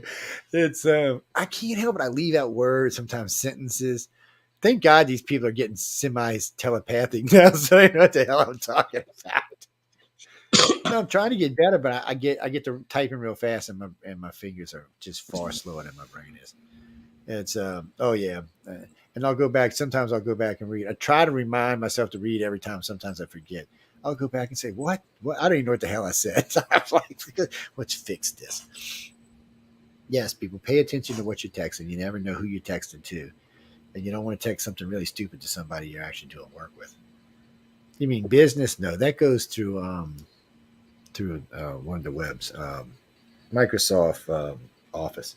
So I don't have to worry about that. It corrects all that stuff. It corrects prices, language, the whole 9 yards. It is a 70s thing. You mean Jack? Jack was in the Navy around the same time I was, somewhere in the early 80s. Yes. We've been, it's funny because we had both been to the bombing derby at the same time, but we didn't know each other at that time. We might have known each other, might not even known it. Might have met him at one of the places where you go sleep off base. Yes. Yeah. No, it's nothing like that, people. No. Anyway, Joe, thank you very much for You get, but yes, and I'll text you when I know whatever this is tonight. I haven't really looked yet, but Okay, I I'll appreciate that. be good. Stay out of trouble. Give the boss a hug for me. I definitely will, and you'll have I'm about ready to upload the podcast. The archive. Jason just dropped off. Cool. Then I'll put it up. If you got it tonight, I'll put it up tomorrow sometime. Yeah, I'll put the other ones you up have it tonight. Have a good one, John. Thank you very much. Good, baby. Thanks again. Okay, bye-bye. Jimmy Reed, we're getting ready to get out of here. Let me see. What did you send me? I just seen it come across my screen. What did I do with it? No, we already seen the evidence thing. Oh, the metal world. I did see that. NASA's going to send a mission to the metal world. I did see that. It's a big asteroid, I think it is, made out of metal. They keep finding these asteroids loaded down with all this stuff on. I mean, somebody's going to get stinking wealthy like you wouldn't believe. Yeah, but the logistics to get out there and get back, that's how much are you going to pay to get out there? Well, if Elon's doing it, not much. I mean, he's building. He's closer than anybody. I mean, he's building rockets like they're nothing. He's got them down. He's building replaceable rockets for prices even NASA can't think of. Yeah. I mean, they're just, oh my God, so cheap. Well, Emily, they said the boots on Neil Armstrong were the wrong boots. You might be right. It's people, y'all don't fight about that. Don't kill each other over Neil Armstrong's boots. Okay. Now, when NASA puts these new homes up on the moon, that's going to be interesting. Yeah, you'll be able to live on the moon. You'll be able to live in a neighborhood on the moon. And I'm going to say this because I'm kind of funny about this. If by any chance we're going to start building on the moon, I'm all for it. Just on the dark side. I don't want to look at my moon and see shit on the moon. I don't want to see shit shining back at me. No, I mean, it won't be a romantic moon anymore. It'll just be some ugly thing in the sky with a bunch of crap on it. Eat at Joe's. Even fictionally speaking, William Riker in Star Trek, he mentioned something about looking up at the moon and seeing all the different cities on the moon and Mars. Yeah. It's like, no, I didn't know. Yeah, Lake Armstrong. I remember that. I still remember that. It's but what can we do? Christopher, as best I know, 10 major countries have now landed or been probed on the moon. So the top 5, of course, are the United States, the UK, India, China, and the USA, or Russia and the USA, sorry. I don't think Russia's landed anything on the moon, but they have several satellites where they did. Yeah. Well, I didn't even mean, I mean, just they got orbits. There's stuff in orbit. It's India. Now, they're saying India faked their little moon landing the other day. China's saying that, so I don't know if it's true or not. But you now have six major countries and 4 sub-countries that you can look and see what's on the moon now. So it's kind of weird. Russia was the first to crash on the moon. We were the first to land on the moon. A little bit different, but still, they were. Russia was the first when it came to space. Russia was first in a lot of things. Just about all of it. And the U.S. came second. Yeah, pretty much in everything. We were overly cautious. Of course, we were more successful. And then, of course, what was it? 17, 18, and 19? No, it was 18, 19, and 20 were bought and paid for. These were missions that were bought and paid for, but for some reason, we didn't use them. And then recently, NASA made a slip and said that the systems were gone. So maybe we did use them. I just don't know where they could have launched them from this planet without being seen. They'd have had to cut a deal with Russia or China. I mean, they might have been able to launch them out in the desert somewhere. Or they could have launched from Edwards into California. I mean, that's a big blast, and it's going to arc over the area. So I'm not sure how they did that. But anyway, what do you mean? What you into plasma? We're going to plasma. It's like the plasma in your TV, huh? Jupiter is plasma, maybe, but not the moon. We're talking to Emily in the room with us, yeah. Well, y'all got about 2 more minutes and we're out of here. Well, we started a little late, so we're going to run over about 5 minutes. But no, Jay's on Church of Mavis with Jeffrey Pritchard. Mm-hmm. The madman, Jeffrey Pritchard. Yo, he's the madman for sure. Oh, no, I ain't got nothing on Jeffrey. He's crazier than I am. Jeffrey is one of the oldest hosts on the network. Oh, yes, he is. And I know Michael left. The oldest host, but longest running. Yeah, he's been here a long time. He's made it through 2 different station managers. And he got into it when Stephanie first took over. He got into it bad with her. I thought for sure he was getting his ass fired, but somehow they worked it out. Well, they worked it out. So, yes, Christopher, we're going to be doing pay for. So the new system, the new television system on Roku allows us to do pay for events on location, and then we also have it set up to where we can do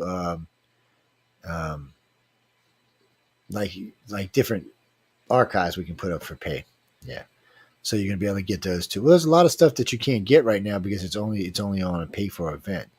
So no, the pay for events are going to be different. That's when we're going to be doing we got people doing stuff for Halloween on different locations and stuff like that. So we'll be using that. You mean how much it's going to cost? It's going to depend on the event, who's running it, where's it at, what the cost is going in. Yeah. So, but no, yeah, you can do it.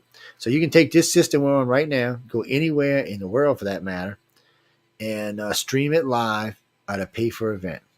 And if we want to, we can do a pay for event per camera if we really want to. So we can put each camera as a pay event. Yes. We probably won't do it that way, but well, Marky asked me that if we might do it per person. So if people are running cameras themselves, would you want to see Jay's camera? You want to see Jack's camera? You want to see my camera? So on and so forth. He'll be able to do that. Well, the reason why is you're not going to be able to watch them all anyway. Yeah, so it's up to them what they want to do. I know one of them's talking about Gettysburg, but there's some kind of remodeling going on there right now. One's talking about some haunted sanitarium somewhere in New York they want to do. They can do whatever they want, and we just hook it up as pay for listen. And we don't know if it's going to be one person, 500 people, 2 people. It's one of those things, though. See, we're going to do it this month, but you're not going to make a lot of money this month because you don't have enough advertisement time. But these events now that you can put out 7, 8 months, I got the Axe Murder on in 6 months, where you just broadcast that for 6 months and then put it on as a pay for event. Yeah, it doesn't matter what show it is. Any show can be a pay for event. Yeah, that's the whole point. Yeah. So no, I mean that's the whole for having a pay for system. We're going to add a pay for system to the home website too, for just paying for particular shows and stuff. Yeah, you got 23 years worth of archives. Yeah, so there's going to be a lot of stuff up there. I mean, we're still going to be giving away a lot of stuff. It just there'll be some stuff that'll. All the gray zones are only for purchase only. If you want to listen to Michelle and I talk about 70 different topics, you'll have to pay for them. It's not going to be much. Probably be $5 a show, but. There's a lot of good material in there. And getting Michelle and I together doing it is a rare thing to start off with. Because we're both busy. Yes. No, Emily comes on at 6, right? Yeah, 6. Jeff comes on at 7, so she comes on at 6, yeah. And no, there's a show before her, Spirit Guide, or no, that's not what it is. But she comes on an hour and a half before Emily. So, yeah. Friday's got a good lineup. Yeah, a lot of good shows on Friday. We talk about a lot of different stuff across all the different shows. Well, the topics, see, a lot of the days are geared to a particular topic. Friday's not. Friday's just an open night that we can talk about whatever we want to. Well, Jeffrey does variety, and we do news, and Emily does variety, and the Spirit Show doesn't, but they're the only show locked into a particular genre. No, Emily's listed as variety on the network. Yeah, because she does a lot of different stuff with her show. Mm-hmm. What do you mean she's pregnant by an alien? Well, that's her problem, not mine. Oh, Emily, I know. We can advertise that. Yes, we'll put that out for everybody to know about. Well, it depends what you think aliens are, isn't it? Mm-hmm. Well, if you ask some of my religious friends, they would tell you it's something angelic. or demon, is depending on which one you asked. It just depends. There's a last time I checked, it was 1,001 religions on the planet. So pick what you want to believe in. I'm not religious. I'm sorry, guys. I'm not anti-God or anything. I'm just not religious. I'm just not. I don't want to be. I just find no reason. Yeah, you know what? George Carlin does a skit on God. You should go listen to it. He's got some really great philosophies. You should really go listen to that skit, and you'll understand. And then I got in a debate with a friend of mine the other day by accident, which I didn't want to. I started by accident. So I said, "Who do you follow?" He said, "I follow God." I said, "Well, do you follow Jesus or the big boss, the three spirits?" And he says, "What do you mean?" I said, "Do you follow God the Father or Jesus the Son?" He said they're the same. I said, "No, the Father, Son, and the Ghost. No." So technically, he's really not. He's a separate entity. So who do you believe? I said, because his belief systems are different than his daddy's. I said, if you go read the Old Testament and even some of the stuff in the New Testament, God is fearful. I mean, and mean and does some harsh things, and Jesus doesn't. Jesus would be considered New Age. He would be considered a hippie. Yes. So who do you really follow? And like I like to warn my friends all the time when they tell me there's no such thing as this, there's no such thing as that. I said, you're awful brave to put limitations on the creator. I mean, the creator created everything, so you can't be limiting the creator because he, she, or it might take a dim view of that and decide to uncreate your ass. And I'm just saying, people, don't be limiting people, until you know what's going on. It's yes, I do right here. But anyway, we got to get our butts out of here. We've caught up all our time, so we got to go. Be sure to come check out Emily's on Friday. Check me out on Wednesday and Friday night. Jay's on Friday, and Jack, who was here with us a little while ago, he is on Tuesday. And John, who was here before that, is here on Monday. So be sure to come check him out. It was host night tonight. On that note, good night, and stay tuned for Spaced Out Radio.